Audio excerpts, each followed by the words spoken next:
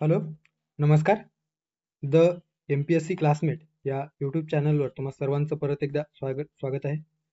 राज्यसेवा पूर्व परीक्षा 2024च्या अनुषंगाने आणि आपल्याला मिळालेल्या या कालावधीचा योग्य वापर करण्यासाठी म्हणून आपण एक आपल्या टेलिग्राम चॅनलवर क्विज बॅच सुरू केलेलं आहे, ज्याच्यामध्ये revision through quiz. Okay, so 5 आठवड्यांमध्ये म्हणजे साधारणतः 25 ऑगस्टला होणारी राज्यसेवा पूर्व परीक्षेच्या अनुषंगाने आपण जो काही अवधी मिळालेला आहे त्याचा योग्य पुरेपूर वापर करण्यासाठी म्हणून साधारणतः आपल्याकडे 5 आठवड्यांचा कालावधी उपलब्ध आहे. ओके, सो त्या 5 आठवड्यामध्ये 5 सब्जेक्ट कव्हर करण्याचा आणि त्यामधील जे काही मोस्ट एक्सपेक्टेड टॉपिक आहेत किंवा जे महत्त्वाचे टॉपिक आहेत ज्यावर आयोगाने आतापर्यंत पूर्व परीक्षेमध्ये प्रश्न विचारलेले आहेत, त्या प्रश्नांचं विश्लेषण करून त्या टॉपिकवर प्रश्न संचच्या माध्यमातून रिव्हिजन करण्याचा आपण प्रयत्न करत आहोत. ओके, सो फर्स्ट वीकमध्ये आपण राज्यशास्त्रातील जे काही महत्त्वाचे टॉपिक आहेत ते डिस्कस करणार आहोत.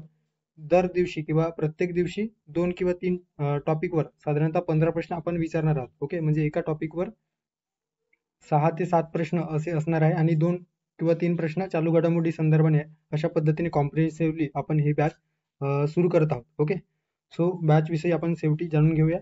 त्या ठिकाणी आपण फर्स्ट वीक, ओके, सो पहिल्या आठवड्यात म्हणजे 17 जुलै म्हणजे आजपासनं आपण या बॅचला किंवा एकंदरीत राज्यसेवा पूर्व परीक्षा रिव्हिजन थ्रू क्विज बॅचला सुरू करत आहोत. ओके, सो या डे 1 मध्ये आपण घटनेची निर्मिती, ओके, राज्यघटनेची निर्मिती, नागरिकत्व आणि मूलभूत हक्क या संदर्भाने प्रश्न बघणार आहोत आणि एकंदरीतच ते रिवाईज करण्याचा प्रयत्न करूया. ओके, सो आपल्या पूर्व परीक्षेच्या दृष्टीने अभ्यासाला एक क्विक रिव्हिजन मिळावा आणि योग्य पद्धतीने आपला जो अभ्यास आहे तो योग्य मार्गाने करतो आहे का अशा पद्धतीने व्हेरीफाय करण्यासाठी म्हणून ही बॅच आपण सुरू केलेला आहे. ओके, सो सुरू करूयात.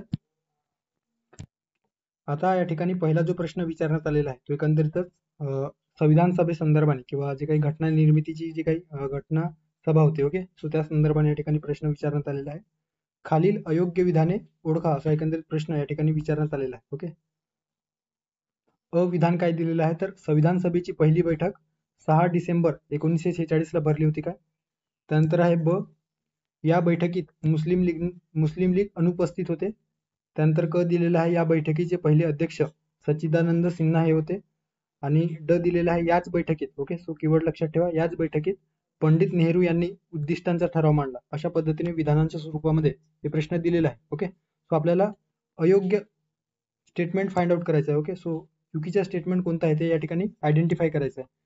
सो या ठिकाणी जे दिलेलं आहे तर पहिली बैठक 6 डिसेंबर, त्यानंतर मुस्लिम लीग उपस्थित होते की अनुपस्थित होते, पहिल्या बैठकीचे अध्यक्ष कोण होते आपल्याला माहिती असणे अपेक्षित आहे. त्यानंतर या कोणत्या बैठकीमध्ये पंडित जवाहरलाल नेहरू यांनी उद्दिष्टांचा ठराव मांडलेला होता. ओके, सो या ठिकाणी पर्याय दिलेला आहे अ, ब आणि क, ब आणि क, त्यानंतर आहे अ आणि ड आणि वरीलपैकी सर्व. आणि आपल्याला जे काही चुकीचे विधान आहे या ठिकाणी फाइंड आउट करायचं आहे. ओके, सो संविधान सभेची पहिली बैठक, ओके, किंवा पहिली अधिवेशन केव्हा भरलेले होते तर 9 डिसेंबर 1946 रोजी या संविधान सभेच्या बैठकीला सुरुवात झालेली आहे. ओके, सो या दिवसापासून संविधान सभेचे जे काही कामकाज आहे किंवा संविधान निर्माण करण्यासाठी जे कामकाज आहे त्याला सुरुवात झालेली आहे. ओके, सो एकंदरीतच पहिले जे अधिवेशन भरलेले होते ते त्याचा कालावधी जर विचारला तर लक्षात ठेवा 9 डिसेंबर 1946 ते 23 डिसेंबर. ओके, सो 9 डिसेंबर ते 23 डिसेंबरच्या दरम्यान म्हणजे साधारणतः 13 दिवसात हे जे काही 13 दिवसाचा पहिलं अधिवेशन किंवा पहिले अधिवेशन भरलेले होते. ओके, सो 9 डिसेंबर 1946 ला भरलेले होते. सध्याचं जे काही संसद भवन आहे तर संसद भवन मधील सेंट्रल हॉलमध्ये हे अधिवेशन भरलेलं आहे. ओके, पहिल्या बैठकीमध्ये उपस्थित होणारे सदस्यांची संख्या लक्षात ठेवा 211 सदस्य होते. मुख्य परीक्षेत विचारलेला प्रश्न आहे. सुरुवातीला जे काही सदस्य आहेत तो पहिल्या बैठकीत 211 होते. मात्र ऍक्च्युअल संविधान सभेची जी काही स्वातंत्र्याचा जो काही कायदा आहे त्यापूर्वी ऍक्च्युअल मध्ये संविधान सभेमध्ये किती सदस्य असतील अशा जर होते किंवा असा प्रश्न आला तर लक्षात ठेवा सुरुवातीला 389 सदस्य असतील अशा पद्धतीची तरतूद करण्यात आलेली होती, ज्यामध्ये प्रांतातून, संस्थानातून आणि मुख्य आयुक्तांच्या प्रांतांमधून वेगवेगळे प्रतिनिधी असे 389 प्रतिनिधी येणार होते. ओके, परंतु भारतीय स्वातंत्र्याचा कायदा 1947 नुसार त्यामध्ये डिवायडेशन झालं, कारण यानुसार भारत आणि पाकिस्तान असे दोन जे काही राष्ट्र आहेत ते वेगळे झालेले होते आणि त्यामुळेच हे जे काही संविधान सभेमध्ये जे सदस्यांची जी संख्या होती ते डिवाइड झालेली होती. ओके, सो 389 वरून 299 इतके सदस्य आपल्या भारतीय प्रांतामध्ये किंवा भारताच्या संविधान सभेमध्ये उपस्थित किंवा राहिलेले होते. ओके, फ्रेंच पद्धतीनुसार या पहिल्या अधिवेशनाचे जे अध्यक्ष होते किंवा फ्रेंच पद्धतीनुसार म्हणजे काय तर सर्वात ज्येष्ठ असलेले जे सदस्य होते त्यांची निवड अध्यक्ष म्हणून करावी, तात्पुरते अध्यक्ष म्हणून करावी, अशी जे काही तरतूद होती ते ते फ्रेंच या पद्धतीनुसार स्वीकारण्यात आलेले होते आणि यानुसार डॉक्टर सच्चिदानंद सिन्हा या पहिल्या बैठकीचे अध्यक्ष होते. ओके.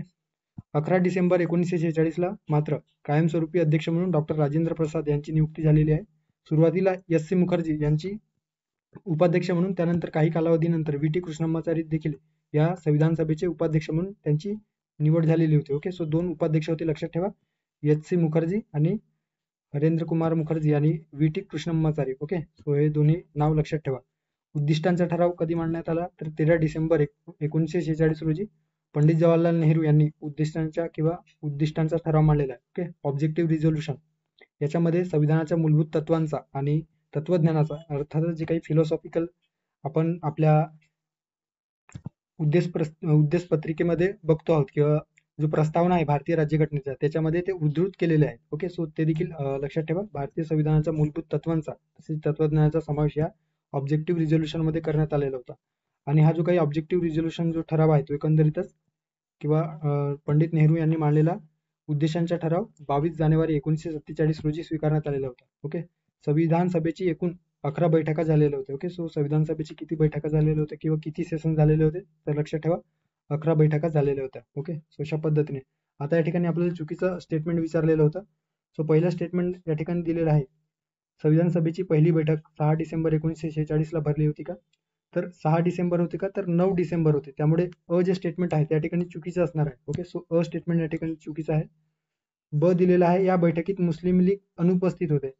आता पहिली जी काही संविधान सभेची बैठक भरलेली होती तर कॅबिनेट मिशन प्लॅन अंतर्गत जी काही संविधान सभेसाठी जी काही प्रस्तावना किंवा संविधान सभेची जी डिमांड आहे ती पूर्ण करण्याच्या उद्देशाने कॅबिनेट मिशन गठीत करण्यात आलेले होते.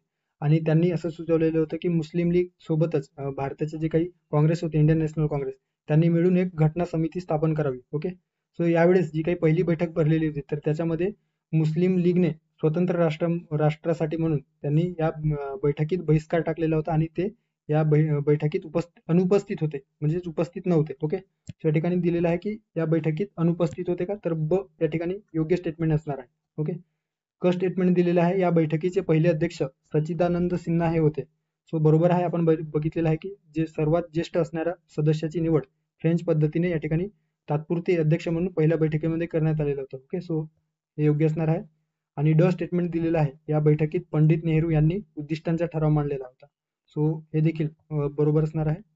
सो एक मिनिट, ड या ठिकाणी चुकीचं आहे का, तर ते पहिल्या बैठकीत किंवा याच बैठकीत नव्हे तर ते 13 डिसेंबरला जी काही बैठक झालेली होती तर त्या बैठकीमध्ये पंडित जवाहरलाल नेहरू यांनी उद्दिष्टांचा ठराव मांडलेला होता. त्यामुळे ड चुकीचा आहे. ओके. सो या ठिकाणी कीवर्ड दिलेला आहे याच्या कारणावरून हे जे काही विधान आहे ते चुकीचं आहे. सो आपल्याला अयोग्य विधान विचारलेलं होतं आणि अयोग्य विधान आपल्याला अ आणि ड दिसून येतो. ओके. सो अ आणि ड हे अयोग्य विधान आहे, त्यामुळे अ आणि ड आपल्या प्रश्नाचा योग्य पर्याय असणार आहे. ओके. सो अ आणि ड असणारा पर्याय आहे पर्याय क्रमांक 3. ओके. सो पर्याय क्रमांक 3 या प्रश्नाचं योग्य आन्सर असणार आहे. ओके. सो अशा पद्धतीने आपण हे संविधान सभेसंदर्भाने जे बैठका भरलेली होती त्या संदर्भात बघितलेलं आहे. त्यानंतरचा दुसरा प्रश्न आहे परत संविधान सभेसंदर्भाने, संविधान सभेबाबत खालील विधाने विचारात घ्या. आता हे जे काही प्रश्न आहे ते राज्यसेवा मुख्य परीक्षा 2023 मध्ये विचारण्यात आलेलं आहे. आपण ते डायरेक्ट कॉपी पेस्ट या ठिकाणी केलेलं आहे. ओके. सो थोडक्यात ते रिव्हिजन करता यावा संविधान सभेबद्दल म्हणून. ओके. आता अ स्टेटमेंट या ठिकाणी दिलेलं आहे, संविधान सभेने मे 1949 मध्ये भारताच्या राष्ट्रकुल सदस्यत्वाला मान्यता दिली. ब दिलेला आहे, संविधान सभेने 22 जुलै 1947 रोजी राष्ट्रध्वज स्वीकारला. क स्टेटमेंट दिलेलं आहे, संविधान सभेने 24 जानेवारी 1950 रोजी राष्ट्रगीत स्वीकारले. आणि ड दिलेला आहे, संविधान सभेने 24 जानेवारी 1949 रोजी भारताचे पहिले राष्ट्रपती म्हणून डॉक्टर राजेंद्र प्रसाद यांची निवड केली. आणि आपल्याला या ठिकाणी अयोग्य कथन कुठले आहे ते विचारलेलं आहे. ओके. सो या ठिकाणी अयोग्य कथन कुठले आहे ते विचारण्यात आलेलं आहे. सो आता जे काही संविधान सभा आहे ते संविधान सभा किंवा एकंदरीत जी कॉन्स्टिट्यूंट असेंब्ली आहे त्याच्या राज्यघटना तयार करण्याव्यतिरिक्त इतर तसेच सामान्य कायदे तयार करण्याव्यतिरिक्त इतर जी कार्य आहेत ते देखील त्यांनी केलेलं आहे, ज्यामध्ये मे 1950 रोजी. ओके. सो मे 1950 मध्ये राष्ट्रकुलातील भारताच्या सदस्यत्वाला मान्यता दिलेली आहे. जे काही ब्रिटिश एम्पायर ज्या ज्या देशांमध्ये आपले जे काही वर्चस्व स्थापन केलेले होते आणि त्या कॉलोनियल जे काही झोन आहे किंवा एकंदरीतच क्षेत्रामध्ये स्वातंत्र्य मिळाल्याच्या नंतर त्या देशांसाठी म्हणून ब्रिटिशांच्या वर्चस्वाखाली एक राष्ट्रकुल स्थापन करून त्या देशांना त्या ठिकाणी स्वीकृत करण्यासाठी किंवा त्यांचे सदस्यत्व देण्यासाठी म्हणून राष्ट्रकुल ही नवीन संकल्पना ब्रिटनमध्ये उदयास आलेली होती. सो मे 1949 मध्ये राष्ट्रकुलातील भारताच्या सदस्यत्वाला मान्यता दिलेली होती का? सो हे योग्य असणार आहे. त्यानंतर आहे 22 जुलै 1947 रोजी राष्ट्रध्वज स्वीकारण्यात आलेला होता. ओके, सो 22 जुलै 1947 ला राष्ट्रध्वज स्वीकारण्यात आलेला होता. त्यानंतर आहे या ठिकाणी 24 जानेवारी 1950 ला. ओके, सो 24 जानेवारी 1950 ला राष्ट्रगान आणि राष्ट्रगीत. ओके, राष्ट्रगान म्हणजे काय तर नॅशनल अँथम. आपण आपली राष्ट्रगीत विचारलेलं असेल तर त्या ठिकाणी गल्लत होण्याची शक्यता असते. सो राष्ट्रगान म्हणजे नॅशनल अँथम आणि राष्ट्रगीत म्हणजे नॅशनल सॉन्ग. ओके, सो राष्ट्रगान आपण जे जनगण मन म्हणतो ते आणि राष्ट्रगीत म्हणजे वंदे मातरम. ओके, सो हे दोन्ही जे काही गीत आहेत किंवा राष्ट्रगान आणि राष्ट्रगीत ते कोणी कंपोज केलेलं आहे ते तुम्ही कमेंट बॉक्समध्ये सांगणार आहात. ओके, त्यानंतर आहे 24 जानेवारी 1950 ला भारताचे पहिले राष्ट्रपती म्हणून डॉक्टर राजेंद्र प्रसाद यांची निवड झालेली होती. ओके, आता आपल्या प्रश्नांकडे येऊयात. पहिल्या स्टेटमेंटमध्ये दिलेलं आहे की संविधान सभेने मे 1950 मध्ये भारताच्या राष्ट्रकुल सदस्यत्वाला मान्यता दिली. सो हे जे काही स्टेटमेंट आहे ते बरोबर आहे. ओके, या ठिकाणी मे 1949. ओके, त्यामुळे अ स्टेटमेंट बरोबर असणार आहे. आपल्याला अयोग्य फाइंड आउट करायचे आहे, त्यामुळे पर्याय क्रमांक 1 एलिमिनेट झालेला आहे. त्यानंतर ब दिलेला आहे 22 जुलै 1947 रोजी संविधान सभेने राष्ट्रध्वज स्वीकारला. सो हे देखील बरोबर आहे. ओके, सो या ठिकाणी बघू शकता 22 जुलै 1947 ला आपण राष्ट्रध्वज स्वीकारलेला होता. ओके, नॅशनल फ्लॅग स्वीकारलेला होता. त्यानंतर क दिलेला आहे संविधान सभेने 24 जानेवारी 1950 रोजी राष्ट्रगीत स्वीकारले होते. Okay, national song. सो या ठिकाणी 24 जानेवारी 1950 ला राष्ट्रगान तसेच राष्ट्रगीत म्हणजे दोन्ही नॅशनल अँथम आणि नॅशनल सॉन्ग दोन्ही स्वीकारलेलं होतं. त्यामुळे क देखील या ठिकाणी योग्य असणार आहे. आणि चौथ्या पर्यायात किंवा ड विधानामध्ये दिलेलं आहे 24 जानेवारी 1949 रोजी भारताचे राष्ट्रपती म्हणून राजेंद्र प्रसाद यांची निवड झाली होती. ओके, आता या ठिकाणी 24 जानेवारी 1949 आहे की 24 जानेवारी 1950 आहे. ओके, सो या ठिकाणी आपल्याला काय दिसून येतो तर 24 जानेवारी 1950 ला भारताचे राष्ट्रपती म्हणून डॉक्टर राजेंद्र प्रसाद यांची निवड झालेली होती. ओके, सो या ठिकाणी ड जे स्टेटमेंट आहे ते चुकीचं असणार आहे. ओके, सो या ठिकाणी आपल्याला 1950 पाहिजे होता. आपल्याला अयोग्य किंवा चुकीचं विचारलेलं आहे. सो पर्याय क्रमांक 4 फक्त ड या प्रश्नाचा योग्य पर्याय असणार आहे. ओके, आता संविधान सभा जी होती ती साधारणतः त्याचा जो काही कालावधी आहे किंवा किती कालावधीत ते कार्य करत होते तर 2 वर्षे 11 महिने व 18 दिवस अशा पद्धतीने एकूण 11 अधिवेशनामध्ये भारतासाठी संविधान तयार करण्याचे कार्य या संविधान सभेने केलेलं होतं. ओके, यामध्ये सुमारे 60 देशांचा राज्यघटनांचा अभ्यास करण्यात आलेला होता. मसुद्यावर 114 दिवस जे काही राज्यघटनेचा मसुदा समितीने तयार केलेलं होतं त्यावर जवळपास 114 दिवस त्यावर विचार करण्यात आलेला होता. ओके, प्रत्येक क्लॉजला त्या ठिकाणी प्रत्येक क्लॉज बाय क्लॉज त्याचं अध्ययन करून कुठल्या क्लॉजमध्ये जे लूफॉल्स आहेत ते दूर करण्याचा प्रयत्न या 114 दिवसामध्ये करण्यात आलेलं होतं. आणि यासाठी जवळपास 64 लाख रुपये खर्च करण्यात आलेला होता. सो लक्षात ठेवा, हे देखील फॅक्च्युअल इन्फॉर्मेशन आहे. 24 जानेवारी 1950 ला संविधान सभेचे शेवटचे अधिवेशन भरलेले होते. ओके, सो लक्षात ठेवा 24 जानेवारी 1950 ला संविधान सभेचे शेवटचे अधिवेशन भरलेले होते आणि 26 नोव्हेंबर 1949 रोजी ज्या सदस्यांनी स्वाक्षरी केलेली नव्हती त्या सदस्यांची स्वाक्षरी या 24 जानेवारी 1950 रोजी करण्यात आलेली होती. ओके, 26 जानेवारी 1950 पासून साधारणतः पहिल्या सार्वत्रिक निवडणुकांसाठी किंवा पहिले जी काही सार्वत्रिक निवडणुका 1951-52 मध्ये घेण्यासाठी जी काही निवडणुका जाहीर होण्यापर्यंतचा जो काही गव्हर्नमेंट म्हणून किंवा एकंदरीतच तात्पुरती संसद म्हणून कार्य या संविधान सभेने केलेले होते आणि त्याचे अध्यक्ष कोण होते सर्वांनाच माहिती असेल ग.वा. मावडणकर. Okay, so जी.व्ही. मावडणकर हे या तात्पुरती संसदेचे अध्यक्ष होते. ओके, सो हे फॅक्च्युअल इन्फॉर्मेशन आहे, लक्षात ठेवू शकता. त्यानंतरचा प्रश्न आहे उद्देश पत्रिका संदर्भाने किंवा प्रस्तावने संदर्भात या ठिकाणी प्रश्न विचारण्यात आलेला आहे. योग्य कथन किंवा कथने ओळखा. विधान दिलेलं आहे भारतीय राज्यघटनेने किंवा भारतीय राज्यघटनेचे उद्देश पत्रिका ही पंडित नेहरूद्वारे निर्मित, प्रस्तुत आणि संविधान सभेने स्वीकारलेल्या उद्दिष्टांचा ठराव यावर आधारित आहे. आता हे देखील प्रश्न राज्यसेवा मुख्य परीक्षा 2023 मध्ये विचारण्यात आलेला आहे. ओके, सो लेटेस्ट मध्ये विचारण्यात आलेला आहे. आणि अशा यावर प्रस्तावनेवर याआधी पूर्वपरीक्षेत प्रश्न विचारलेला आहे. सो कदाचित हे प्रश्न रिपीट होण्याची शक्यता आहे, म्हणून या ठिकाणी ते आपण घेतलेलं आहे. ओके, सो ठिकाणी पंडित नेहरूंनी मांडलेल्या उद्दिष्टांच्या ठरावावर संविधान सभा जी काही प्रस्तावना आहे ती आधारित होती का, अशा पद्धतीने ठिकाणी अ स्टेटमेंटमध्ये म्हटलं गेलेलं आहे. आणि ब स्टेटमेंट आहे एन ए पालखीवाला अर्थात नाना पालखीवाला जे काही संविधान तज्ञ होते यांनी उद्देश पत्रिकेला संविधानाचे ओळखपत्र आयडेंटिटी कार्ड ऑफ कॉन्स्टिट्यूशन अशा पद्धतीने म्हटले होते का. ओके, त्या ठिकाणी कुठलं स्टेटमेंट बरोबर असणार आहे. ओके, आता भारतीय राज्यघटनेची जी काही प्रस्तावना आहे ती एकंदरीतच पंडित जवाहरलाल नेहरू यांनी तयार केलेल्या आणि मांडलेल्या आणि एकंदरीतच आपल्या संविधान सभेने स्वीकारलेल्या उद्दिष्टांच्या ठरावावर आधारित होते. ओके, आताच्या आधीच्या स्लाइडमध्ये आपण ते बघितलेलं आहे, कधी मांडण्यात आले, कधी स्वीकृत करण्यात आले. ओके, सो या उद्दिष्टांच्या ठरावावर जे काही प्रस्तावना आहे ते आधारित होते. त्यात 42व्या घटनादुरुस्ती कायद्याने एकदाच, ओके, सो लक्षात ठेवा, एकदाच 42व्या घटनादुरुस्ती कायदा 1976 नुसार बदल करण्यात किंवा त्यामध्ये अमेंडमेंट करण्यात आलेले आहे. एकंदरीत ते दुरुस्ती त्या ठिकाणी त्या प्रस्तावनेत करण्यात आलेले आहे, ज्यामध्ये समाजवादी, धर्मनिरपेक्ष आणि अखंडता हे 3 शब्द त्या ठिकाणी ऍड करण्यात आलेले होते. ओके, सो कोणते 3 शब्द ऍड करण्यात आलेले होते, तर समाजवादी, धर्मनिरपेक्ष आणि अखंडता असे 3 नवीन शब्द ऍड करण्यात आलेले होते. आता प्रख्यात कायदेतज्ञ आणि घटनातज्ञ जे काही नाना पालखीवाला होते, सो यांनी या प्रस्तावनेला संविधानाचे ओळखपत्र अशा पद्धतीने म्हटलेलं आहे. ओके, सो संविधानाचे ओळखपत्र कोणी म्हटलेलं आहे, तर नाना पालखीवाला यांनी म्हटलेलं आहे. ओके, आता या ठिकाणी आपल्या प्रश्नात येऊयात.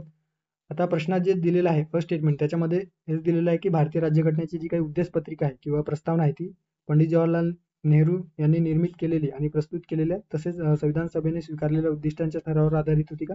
सो या ठिकाणी अ जे स्टेटमेंट आहे ते बरोबर आहे आणि ब देखील या ठिकाणी योग्य असणार आहे, कारण या ठिकाणी नाना पालखीवाला यांनी उद्देश पत्रिकेला संविधानाचे ओळखपत्र म्हटले आहे अशा पद्धतीने दिलेलं आहे. सो दोन्ही स्टेटमेंट या ठिकाणी योग्य असल्या कारणानं अ आणि ब आपल्याला योग्य फाइंड आउट करायचं होतं. सो अ व ब दोन्ही योग्य, पर्याय क्रमांक 3 या प्रश्नाचं योग्य पर्याय असणार आहे. ओके, आता प्रस्ताविकेबद्दल थोडक्यात या ठिकाणी जे विविध मते आहेत ते देखील आपण बघूयात. सो एकंदरीत आपले जो काही रिव्हिजन आहे तो व्यवस्थित होईल.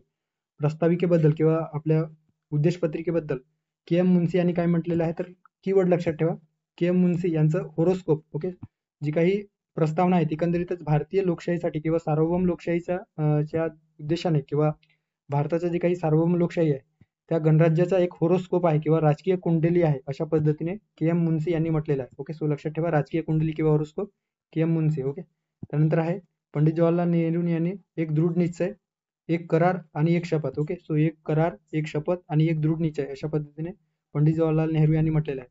तर दीर्घ स्वप्नांचा विचार या प्रस्तावनेत उद्धृत होतो किंवा दिसून येतो अशा पद्धतीने अल्लादी कृष्णस्वामी अय्यर यांनी म्हटलेलं आहे. ओके, भारतीय संविधानाचे परिचयपत्र किंवा ओळखपत्र नाना पालखीवाला यांनी म्हटलेलं आहे. पंडित ठाकूरदास भार्गव. ओके, सो यांनी म्हटलेल्या स्टेटमेंटवर आयोगाने आधी प्रश्न विचारलेला आहे. सो पंडित ठाकूरदास भार्गव यांनी या प्रस्तावनेला घटनेचा सर्वोत्तम भाग, घटनेची गुरुकिल्ली, घटनेचा आत्मा व घटनेचे आभूषण अशा पद्धतीने स्टेटमेंट केलेलं आहे. ओके, सो घटनेची गुरुकिल्ली आणि घटनेचा आत्मा यावर प्रश्न विचारण्यात आलेले होते. ओके, सो पंडित ठाकूरदास भार्गव लक्षात ठेवा. आणि जे काही जे बी कृपलानी होते, सो जे बी कृपलानी यांनी या प्रस्तावनेमध्ये कल्याणकारी राज्याची गूढ तत्वे रुचलेली आहेत किंवा रुजलेली आहेत अशा पद्धतीने त्यांनी स्टेटमेंट केलेलं होतं. ओके, सो प्रस्ताविकेबद्दल विविध मते लक्षात ठेवू शकता. आता यात दिलेलं आहे की प्रस्तावनेत 4 घटक सांगितलेले आहे. कोणते 4 घटक सांगितलेले आहेत, तर राज्यघटनेच्या अधिकारांचा स्रोत यातून आपल्याला दिसून येतो. ओके, प्रस्तावनेत म्हटले आहे की राज्यघटनेने आपले अधिकार भारतातील जनतेकडून मिळवलेले आहेत. ओके, सो प्रस्तावनेनुसार भारताची जी काही राज्यघटना आहे ती भारतातील जनतेकडून प्राप्त झालेली आहे अशा पद्धतीने या वरून आपल्याला राज्यघटनेच्या अधिकारांचा स्रोत कडून येतो. नंतर आहे भारतीय राज्याचे स्वरूप या ठिकाणी आपल्याला दिसून येतं, ज्यामध्ये सार्वभौम असेल, समाजवादी, धर्मनिरपेक्ष, लोकशाही, गणराज्य किंवा प्रजासत्ताक हे यातून दिसून येतो आहे.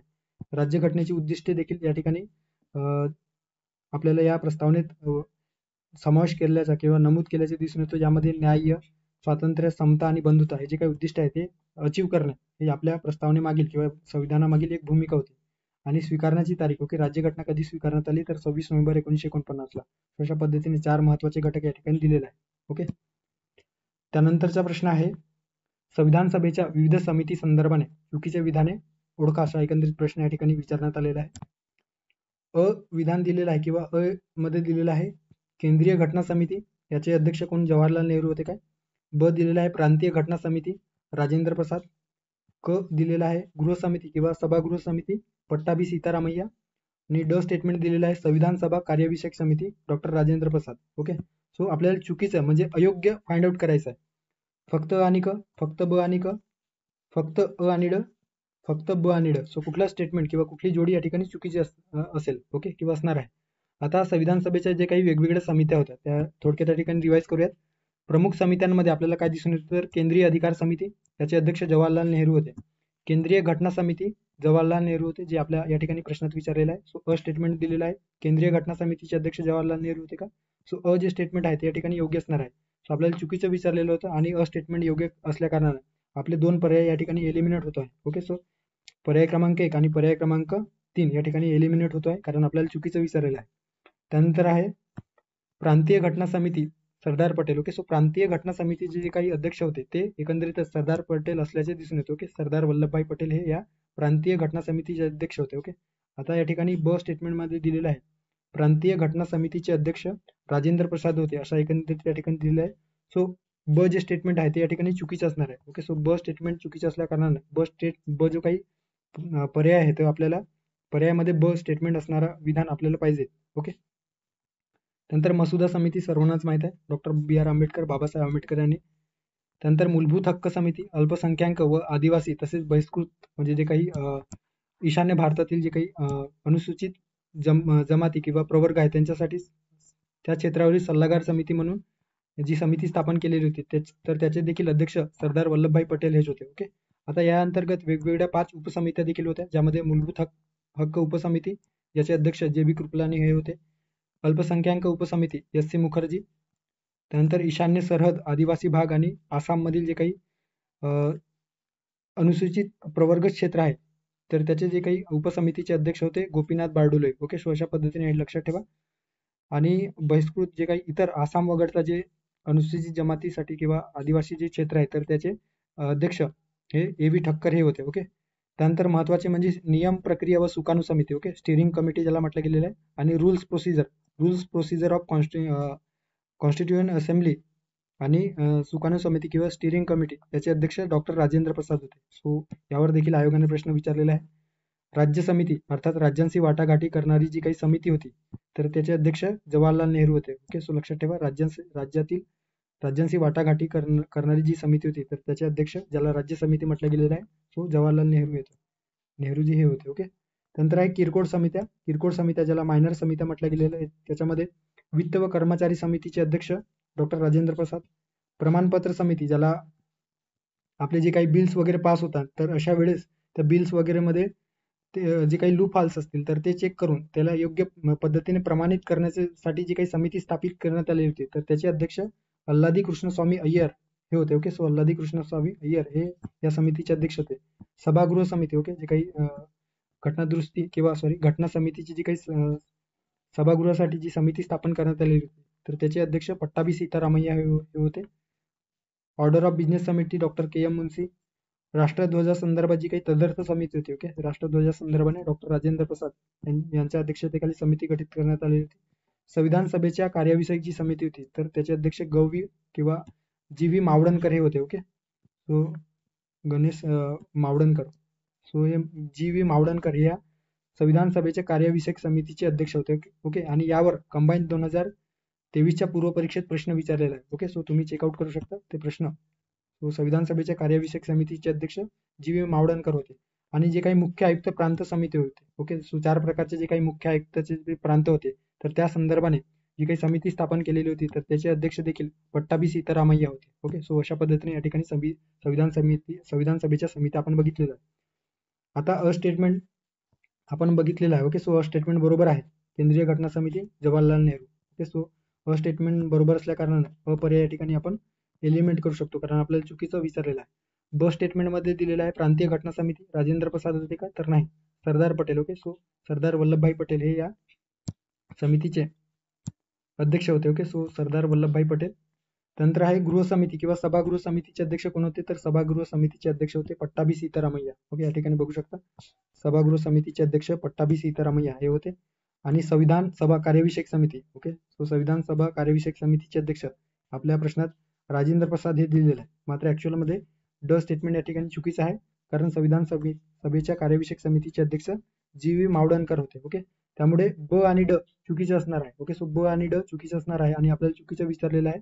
त्यामुळे पर्याय क्रमांक 4 या प्रश्नाचा योग्य पर्याय असणार आहे. फक्त ब आणि ड चुकीचे विधान आहे. ओके, अशा पद्धतीने या ठिकाणी संविधान सभेच्या समिती आपण बघितलेल्या आहे. त्यानंतरचा प्रश्न आहे, भारतीय संविधानात घेतलेल्या खालील तरतुदी कोणत्या देशाच्या संविधानाकडून घेण्यात आली आहे, असा एकंदरीत प्रश्न ठिकाणी विचारण्यात आलेला आहे. थोडक्यात जे काही आपल्या भारतीय राज्यघटना जी तयार करण्यात आलेली आहे किंवा भारतीय राज्यघटना तयार करता वेळेस जे 60 विविध देशांचं आपण अध्ययन केलेलं आहे, तर त्या 60 देशांमधून जे काही महत्वाची जी तरतूद आहे ते आपल्या कॉन्स्टिट्यूशन मध्ये घेण्यात आलेलं आहे. सो जे महत्वाचे जे इम्पॉर्टंट किंवा महत्वपूर्ण जे प्रोव्हिजन्स आहेत ते कोणत्या कोणत्या देशातून आपण घेतलेले आहेत त्याविषयी जे आपल्या राज्यसेवा पूर्व परीक्षेमध्ये विचारला जातो, तर ते त्या संदर्भाने आपल्याला माहिती असणे अपेक्षित आहे. ओके, त्या ठिकाणी भारतीय संविधानात घेतलेल्या खालील तरतुदी कोणत्या देशाच्या संविधानाकडून घेण्यात आली, असा एकंदरीत प्रश्न आहे. अ दिलेला आहे राज्यघटनेत दुरुस्ती करण्याची तरतूद, ब आहे राज्यसभेतील सदस्यांची निवडणुकीची तरतूद. आता पर्याय दिलेला आहे जर्मनी, दुसरा आहे दक्षिण आफ्रिका, तिसरा आहे आयर्लंड आणि चौथा आहे फ्रान्स. ओके, सो जे काही राज्यघटनेत दुरुस्ती करण्याची जी काही प्रोव्हिजन आहे, ओके, अमेंडमेंट प्रोव्हिजन, आणि राज्यसभेतील सदस्यांची जी निवडणुकीची तरतूद आहे, ओके, निवडणूक म्हणतो आहे, इलेक्शन म्हणतो आहे. ओके, सो राज्यसभेतील सदस्यांच्या इलेक्शनची जी तरतूद आहे ती कोणत्या देशाच्या संविधानाकडून घेण्यात आलेली आहे. ओके, सो या ठिकाणी लक्षात ठेवा जे काही दक्षिण आफ्रिका आहे, ओके, दक्षिण आफ्रिकेच्या राज्यघटनेकडून एकंदरीतच भारतीय राज्यघटनेमध्ये सुधारणा करणे त्या संदर्भात जी काही प्रोव्हिजन आहे ती आपण या देशाकडून घेतलेलं आहे. तसेच राज्यसभेच्या सदस्यांच्या निवडीसाठी जी प्रक्रिया आहे, ओके, निवडणूकसाठी अर्थात इलेक्शनसाठीची जी काही प्रक्रिया आहे ती आपण या दक्षिण आफ्रिका या देशाकडून घेतलेलं आहे. त्यामुळे पर्याय क्रमांक 2 या प्रश्नाचा योग्य पर्याय असणार आहे. आता राज्यसभेच्या जे काही राष्ट्रपती नियुक्त जे सभासद असतात किंवा सदस्य असतात, 12 सदस्यांची निवड किंवा नियुक्ती राष्ट्रपती राज्यसभेवर करत असतात. ओके, वेगवेगळ्या क्षेत्रामध्ये तज्ञ किंवा कुशल व्यक्तींची नियुक्ती करत असतात. सो त्या संदर्भाने जी काही तरतूद आहे ती कोणत्या देशाच्या संविधानातून आपण घेतलेली आहे, तर लक्षात ठेवा, ऑलवेज लक्षात ठेवा, आयर्लंडच्या संविधानाकडून. ओके, सो आयर्लंडच्या राज्यघटनेकडून आपण राज्यसभेवर सदस्यांच्या नियुक्तीची अर्थात नेमणुकीची जी तरतूद आहे ती आपण घेतलेली आहे, जी राष्ट्रपतीद्वारे नियुक्त असतात. ओके, सोबतच राष्ट्रपतीच्या निवडीची पद्धत देखील आपण आयरिश या घटनेकडून घेतलेली आहे. भारत सरकार 1935च्या कायद्यान्वये जे काही आपण भारतीय राज्यघटनेमध्ये कोणत्या तरतुदी आपण घेतलेल्या आहे, तर संघीय प्रणाली जे काही फेडरल सिस्टम आहे ते घेतलेलं आहे. राज्यपालाचे कार्यालय, ओके, गव्हर्नरचे जे काही ऑफिस आहे राज्यपाल हे पद आपण त्या ठिकाणी घेतलेलं आहे. न्यायपालिका, लोकसेवा आयोग, ओके, लोकसेवा आयोग ही तर आपत्कालीन ही तरतूद आपण त्या ठिकाणी घेतलेली आहे. आपत्कालीन तरतूद आपण भारतीय जे काही भारत सरकार अधिनियम 1935 या कायद्यांतर्गत घेण्यात आलेला आहे. मात्र आपत्कालीन किंवा इमर्जन्सी किंवा आणीबाणीची परिस्थिती असताना मूलभूत हक्कांचे निलंबन होईल अशी जी काही तरतूद आहे एकंदरीतच जर्मनीच्या संविधानातून आपण घेतलेलं आहे. सो लक्षात ठेवा, ब्रिटिश संविधानातून आपण काय घेतलेलं आहे, तर संसदीय शासन पद्धती, कायद्याचे राज्य किंवा अधिराज्य, ज्याला रूल ऑफ लॉ म्हटलं गेलेलं आहे. ओके, सो इंग्लिश कीवर्ड देखील लक्षात ठेवा, रूल ऑफ लॉ आपण ब्रिटनकडून घेतलेलं आहे. कायदेविषयक जी काही प्रक्रिया आहे कायदे निर्मितीची ती घेतलेली आहे. एकल नागरिकत्व, ओके, सो एकल नागरिकत्व आपण या ठिकाणी घेतलेलं आहे. कॅबिनेट पद्धती आपण घेतलेल्या आहे. रिट्स अधिकार, ओके, सो रिट्स अधिकार. आता न्यायालयीन जे काही मेजर तरतुदी आहेत त्या आपण अमेरिका या संविधानाकडून घेतलेल्या आहे. ओके, मात्र रिट्स, ओके, जे मूलभूत हक्कांच्या संरक्षणासाठी जो रिट्स याचिका दाखल केल्या जातो ते आपण सबसिक्वेंट स्लाइड मध्ये बघणारच आहोत. ओके, सो त्या संदर्भात जी तरतूद आहे ते आपण ब्रिटिश किंवा ब्रिटनच्या संविधानातून घेतलेलं आहे. त्यानंतर अमेरिकन संविधानातून मूलभूत अधिकार असेल, न्यायपालिकेचे स्वातंत्र्य, न्यायालयीन पुनर्विलोकनाचा जो अधिकार आहे. ओके, त्यानंतर राष्ट्रपतींवरील जे काही महाभियोग चालवण्याची जी तरतूद आहे, त्याचप्रमाणे सर्वोच्च न्यायालय आणि उच्च न्यायालय या न्यायालयाच्या न्यायाधीशांना त्यांची हकालपट्टी करण्यासाठी म्हणजे त्यांच्यावर देखील महाभियोगाची पद्धती चालवण्यासाठी जी तरतूद आहे ती आपण अमेरिकन कॉन्स्टिट्यूशन मधून घेतलेलं आहे. सोबतच उपराष्ट्रपती हे पद, ओके, सो लक्षात ठेवा, उपराष्ट्रपती पद आपण अमेरिकन या संविधानातून घेतलेलं आहे. ओके, आयरिश राज्यघटनेकडून आपण राज्य धोरणाची मार्गदर्शक तत्वे, राज्यसभेवर सदस्यांची नियुक्ती संदर्भाने नेमणूक असेल, राष्ट्रपतींची निवड असेल ते आपण घेतलेलं आहे. ओके, जर्मनी आताच बघितलेलं आहे मूलभूत हक्क निलंबना संदर्भाने. फ्रेंच कडून आपण प्रजासत्ताक, ओके, जे काही गणराज्य आहे ही तरतूद आपण घेतलेली आहे. सोबतच प्रस्तावनेतील अर्थात जे काही उद्देश पत्रिकेतील स्वातंत्र्य, समता, बंधुत्वाचे जे काही आदर्श आहेत ते आपण या फ्रेंच या संविधानातून घेतलेला आहे. ओके.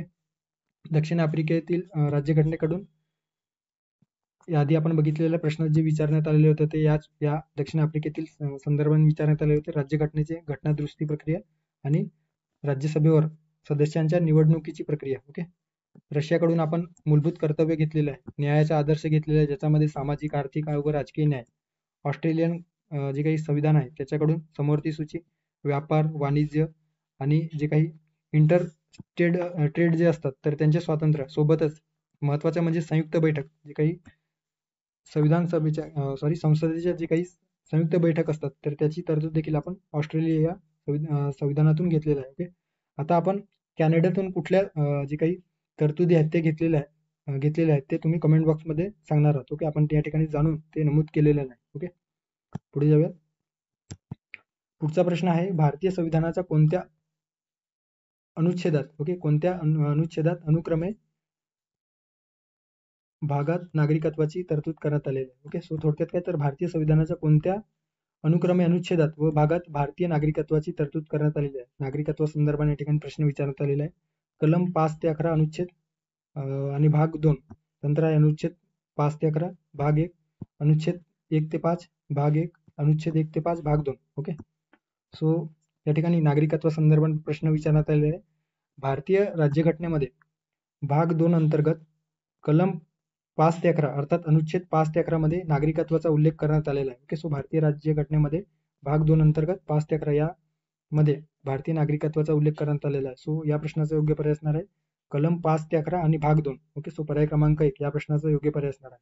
आता ज्या काही इतर तरतुदी आहेत त्याच्यामध्ये दिलेले आहे, यात केवळ व्यक्तींची जी काही ओळख आहे ते पटवली गेलेली आहे. ओके. सो कोणत्या व्यक्ती आणि ते विशेषतः 26 जानेवारी 1950च्या आधी जे काही भारतीय भूमीमध्ये जे होते किंवा भारतीय नागरिकत्व ज्यांना प्राप्त झालेला होता, ओके, भारताच्या भूमीमध्ये जे होते तर त्यांना नागरिकत्व बहाल करण्यात येईल अशा पद्धतीची प्रोव्हिजन आहे ते आपल्या भारतीय राज्यघटनेमध्ये होते. मात्र जे काही इतर प्रोव्हिजन आहेत, ओके, सो ते कायद्याद्वारे जे काही भारतीय नागरिकत्व कायदा 1955 अंतर्गत आपल्या राज्यघटनेमध्ये किंवा राज्यघटनेमध्ये इन द सेन्स आपल्या त्या कायद्याने काही तरतुदी तयार करण्यात आलेल्या आहेत. ओके. संसदेला अशा बाबी नागरिकत्व संदर्भाने जे काही इतर कोणत्याही बाबी संदर्भात कायदे करण्याचा अधिकार देते आणि त्यावरूनच, ओके, सो नागरिकत्व संदर्भात जे काही अधिकार आहे तो संसदेला आहे आणि त्यासाठी संसद वेळोवेळी नागरिकत्वाच्या संदर्भाने वेगवेगळे कायदे करत असतात. ओके. सो आपण अलीकडे 2019 मध्ये जी काही नागरिकत्व दुरुस्ती कायदा आहे ते आपण बघितलेलंच आहे. ओके. सो संसदेने सर्वात आधी नागरिकत्व कायदा 1955 मध्ये मंजूर केलेला होता आणि त्यावर वेळोवेळी सुधारणा देखील करण्यात आलेल्या आहे. ओके. सो ते देखील आपण पुढच्या स्लाइडमध्ये बघणार आहोत कोणत्या वर्षी किंवा किती त्यामध्ये दुरुस्त्या झालेल्या आहेत. ओके. भाग 2 मध्ये कलम 5 ते 11 मध्ये जे तरतुदी दिलेल्या आहेत त्याच्यामध्ये कलम 5 मध्ये काय दिलेलं आहे तर 26 जानेवारी 1950 रोजी संविधानाच्या प्रारंभाच्या वेळेस जो संविधान जे काही आपले भारतीय राज्यघटना जे अंमलात आलेले आहे, सो त्यावेळेस भारतीय भूमीमध्ये जे काही लोक होते तर त्यांना भारताचे नागरिक अशा पद्धतीने परिभाषित या कलम 5 मध्ये देण्यात आलेलं आहे. कलम 6 मध्ये विभागणीपूर्व आणि विभागणीनंतर पाकिस्तानातून भारतात आलेल्या, ओके, सो कीवर्ड या ठिकाणी रेड याच्यामध्ये हायलाइट केलेलं आहे, सो ते तुम्ही व्यवस्थित लक्षात ठेवा. पाकिस्तानातून आलेल्या, पहिले कलम 6 मध्ये पाकिस्तानातून आलेल्या स्थलांतरित जे व्यक्ती आहेत तर त्यांच्या नागरिकत्व संदर्भात जी प्रोव्हिजन आहे ते कलम 6 मध्ये देण्यात आलेलं आहे. त्यानंतर कलम 7 मध्ये पाकिस्तानात स्थलांतर केलेल्या, ओके, सो पाकिस्तानात स्थलांतर केलेल्या, पहिले आले आणि नंतर गेले अशा पद्धतीने तुम्ही तुमच्या पद्धतीने लक्षात ठेवू शकता. ओके. सो कलम 7 मध्ये दिलेलं आहे विशिष्ट व्यक्तीचे नागरिकत्वाचे अधिकार पाकिस्तानात गेलेले आहे. ओके.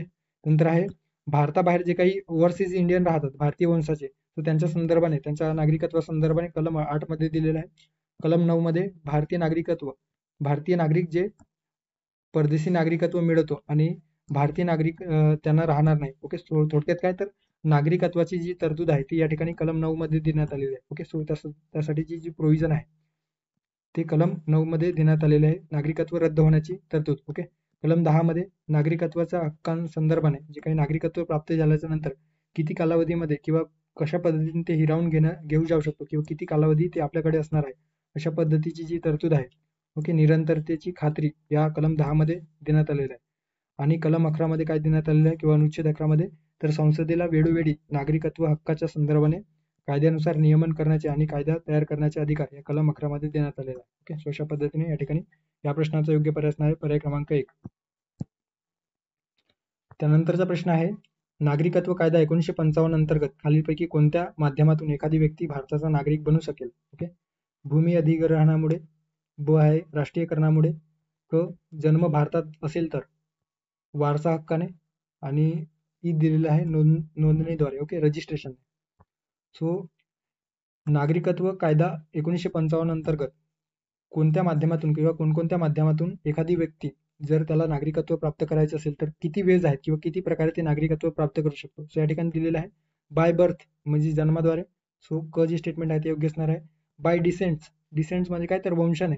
समजा एखादी व्यक्ती अमेरिकेमध्ये जन्मलेली आहे मात्र त्याचे जे काही आई वडील आहे किंवा आई वडिलांपैकी कोणीतरी एक भारताची नागरिक असेल, सो अशा वेळेस त्या व्यक्तीला किंवा त्या जन्मलेल्या मुलाला देखील भारताचे नागरिकत्व प्राप्त होऊ शकतो. हे जी काही तरतूद आहे ते या वंश या प्रक्रियेने त्याला प्रदान करता येतो. ओके, नंतर आहे नोंदणीद्वारे म्हणजे रजिस्ट्रेशन आहे.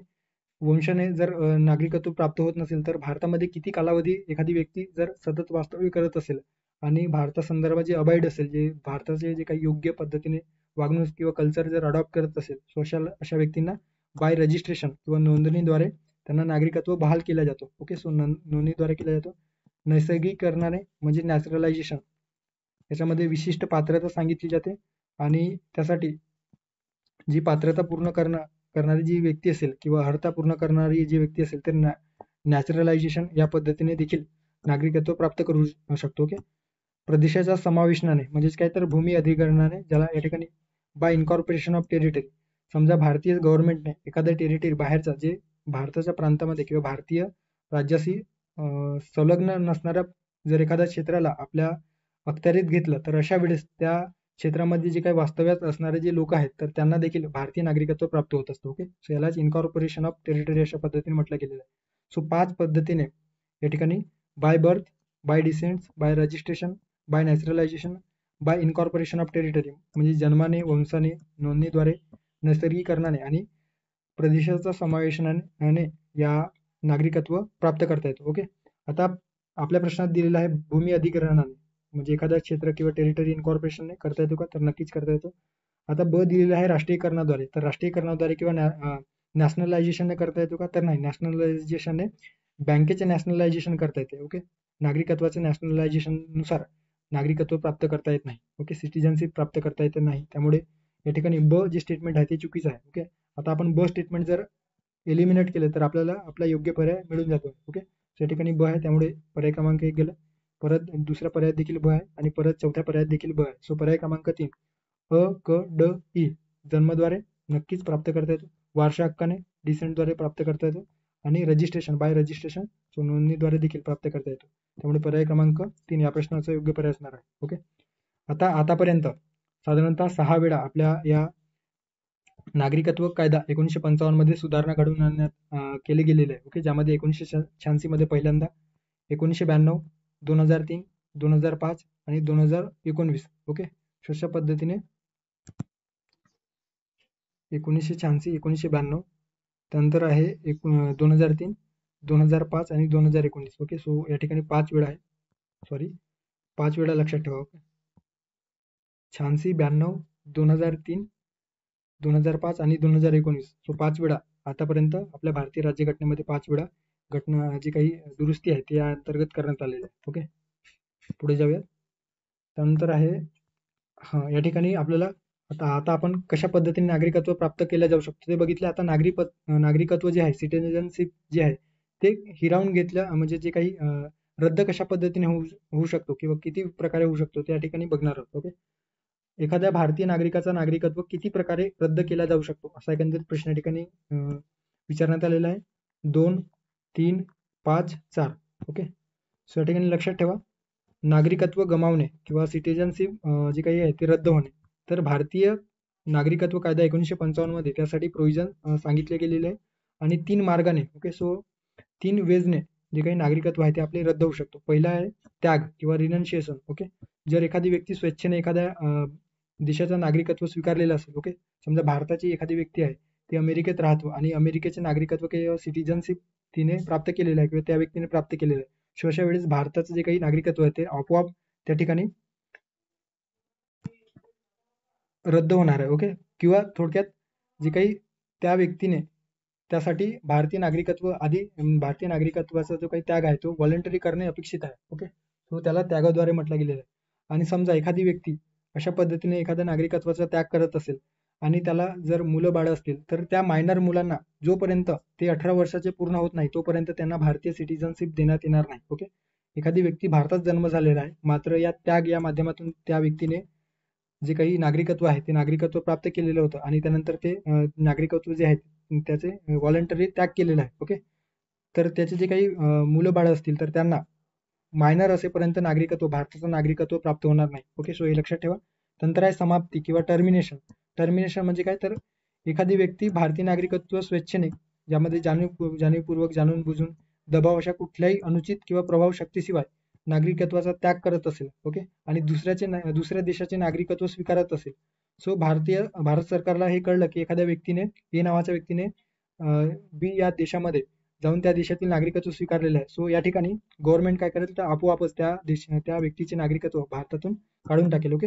सो समाप्ती किंवा टर्मिनेशन ज्याला म्हटलं गेलेलं आहे. त्यानंतर आहे वंचित करणे किंवा डिप्रायव्हेशन. यामध्ये डिप्रायव्हेशन म्हणजे काय तर भारताच्या संदर्भाने जे काही देशहिताचं जे कार्य आहे आणि त्या देशहिताला जर बाधा येत असेल. ओके.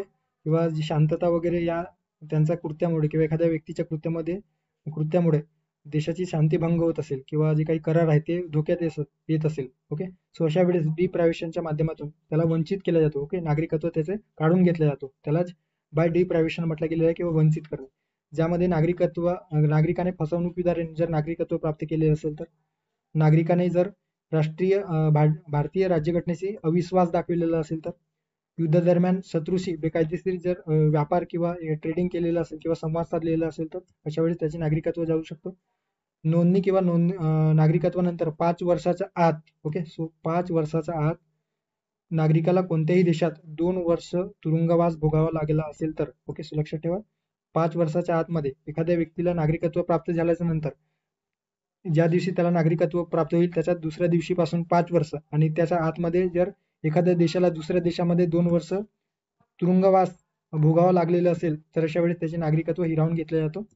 आणि नागरिक साधारणतः सतत 7 वर्ष भारताबाहेर असेल तर. ओके. याला अपवाद देखील आहे. काही जे डिप्लोमॅट्स असतात जे भारत सरकारच्या याच्यामध्ये जे IFS अधिकारी असतात तर त्यांना हे जी काही तरतुदी आहे ते लागू होत नाही. ओके. सो कॉमन जे काही खाजगी व्यक्ती किंवा कॉमन व्यक्तीसाठी हे लागू होतं. ओके.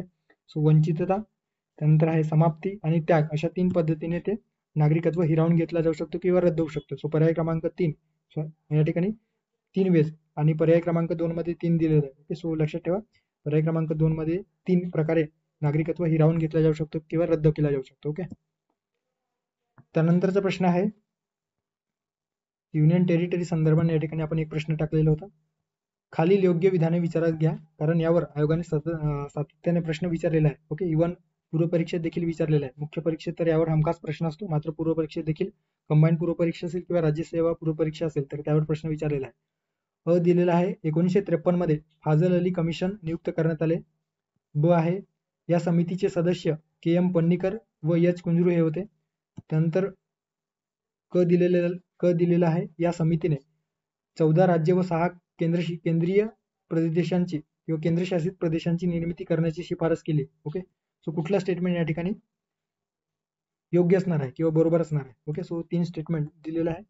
आता फजल अली जो काही आयोग आहे किंवा कमिशन आहे ते कधी स्थापन झालेलं होतं तर डिसेंबर 1953 मध्ये गव्हर्नमेंटने या फाजल अली ओके जे काही न्यायमूर्ती होते सो माजी न्यायमूर्ती फाजल अली यांच्या अध्यक्षतेखाली डिसेंबर 1953 मध्ये एक कमिशन स्थापन केलेलं आहे. ओके. कशासाठी तर आंध्र प्रदेशच्या निर्मितीमुळे कारण आंध्र प्रदेश हे भाषिक आधारावर निर्माण झालेले राज्य होते आणि त्यावेळेस अनेक जे राज्य होते ते भाषिक आधारावर स्वतंत्रपणे राज्यांची मागणी करत होते आणि त्याचा अभ्यास करण्यासाठी आणि संपूर्ण प्रश्नांची फेर तपासणी करण्यासाठी म्हणून फाजल अली यांच्या अध्यक्षतेखाली डिसेंबर 1953 मध्ये ओके 53 मध्ये त्रिसदस्यीय राज्य पुनर्रचना आयोग ओके ज्याला स्टेट रिऑर्गनायझेशन कमिशन म्हटलं गेलेलं आहे सो ते नेमले. यामध्ये सदस्य कोण होते तर KM पन्नीकर आणि HN Kunzru. Okay. So KM Panikkar आणि हृदयनाथ कुंजरू हे या जे काही फाजल अली आयोग आहे त्याचे सदस्य होते. या आयोगाने अहवाल कधी दिला तर लक्षात ठेवा 30 सप्टेंबर 1955 ला अहवाल दिलेला होता. ओके. यावर देखील प्रश्न विचारण्यात आलेला आहे. सो 30 सप्टेंबर 1955ला अहवाल सादर केलेला होता. अहवालामध्ये काय मुख्य शिफारशी होत्या तर लक्षात ठेवा, भारतीय राज्यांची पुनर्रचना प्रामुख्याने भाषिक आधारावर केल्या जावे आणि प्रशासन अधिक कार्यक्षम करणे. ओके, प्रशासन, त्या राज्यातील प्रशासन व्यवस्था जी आहे ती अधिक कार्यक्षम बनवणे, प्रशासनात सुधारणा घडवून आणणे, अशा पद्धतीची जी शिफारस आहे ती या फाझल अली कमिशनने केलेलं होतं. ओके, सो भाषिक आधारावर जे काही राज्य आहेत त्यांची निर्मिती करायला हवी. आणि मुख्य शिफारशीमध्ये या कमिशनने 16 राज्य व 3 केंद्रशासित प्रदेशांची निर्मिती करावी अशा पद्धतीने देखील शिफारस केलेली होती. ओके, सो 16 राज्य व 3 केंद्रशासित प्रदेशांची निर्मिती. सरकारने पाऊल काय उचललेलं होतं तर यासाठी राज्य पुनर्रचना आयोग, राज्य पुनर्रचना आयोग जे आहे फाझल अली यांच्या अध्यक्षतेखाली, त्यांनी राज्य पुनर्रचना कायदा तयार करावी हे देखील शिफारस केलेली होती. त्यानुसार भारतीय गव्हर्नमेंटने, भारत सरकारने राज्य पुनर्रचना कायदा 1956 मध्ये तयार केला आणि त्यासाठी 7वी घटना दुरुस्ती कायदा देखील तयार करण्यात आला. यामध्ये जे काही आपल्याला माहित आहे की स्वातंत्र्यानंतर 1955 नंतर जे काही आपले जे भारताचे जे डिवायडेशन होते क्षेत्रांचे, त्याच्यामध्ये अ, ब, क, ड अशा पद्धतीने डिवायडेशन करण्यात आलेलं होतं. तर ती जी काही पद्धत आहे ती रद्द करण्यात आली आणि संपुष्टात आली आणि त्याऐवजी स्वतंत्रपणे नवीन राज्य अस्तित्वात येऊ लागले. ओके, परिणामी काय झालं तर 1 नोव्हेंबर 1956ला, ओके, 1 नोव्हेंबर 1956ला ज्या दिवशी ही राज्य पुनर्रचना कायदा अंमलात आली, सो त्या दिवशी एकंदरीतच 14 राज्य व 6 केंद्रशासित प्रदेश, ओके, सो 14 राज्य व 6 केंद्रशासित प्रदेशांची निर्मिती भारतीय सरकारने किंवा भारत सरकारने त्या ठिकाणी केलेलं होतं. ओके, सो त्यावेळेस 14 राज्य व 6 केंद्रशासित प्रदेशांची निर्मिती पहिल्यांदा या राज्य पुनर्रचना आयोगाअंतर्गत करण्यात आलेली होती. ओके, आता प्रश्नात जे दिलेलं आहे अ स्टेटमेंट, 1953 मध्ये फाझल अली कमिशन नियुक्त करण्यात आले का? सो बरोबर आहे. ब आहे, या समितीचे सदस्य के.एम. पन्नीकर व एच. कुंजरू होते, हे देखील बरोबर आहे. क दिलेला आहे, या समितीने 14 राज्य व 6 केंद्रशासित प्रदेशांची निर्मिती करण्याची शिफारस केली. आता जे काही फाझल अली कमिशन आहे त्यांनी 16 राज्य व 3 केंद्रशासित प्रदेशांची निर्मिती करण्याची शिफारस केलेली होती, ना की 14 राज्य व 6 केंद्रशासित प्रदेश. सो एकंदरीत गव्हर्नमेंटने 14 राज्य व 6 केंद्रशासित प्रदेशांची निर्मिती केली, मात्र अशी शिफारस या कमिशनने किंवा फाझल अली आयोगाने केलेली नव्हती. त्यामुळे क जे स्टेटमेंट आहे किंवा विधान आहे ते या ठिकाणी चुकीचे असणार आहे. सो पर्याय क्रमांक 1 अ आणि ब या प्रश्नाचा योग्य पर्याय असणार आहे. ओके, सो पर्याय क्रमांक 1 या प्रश्नाचा योग्य आन्सर आहे असं आपण म्हणू शकतो.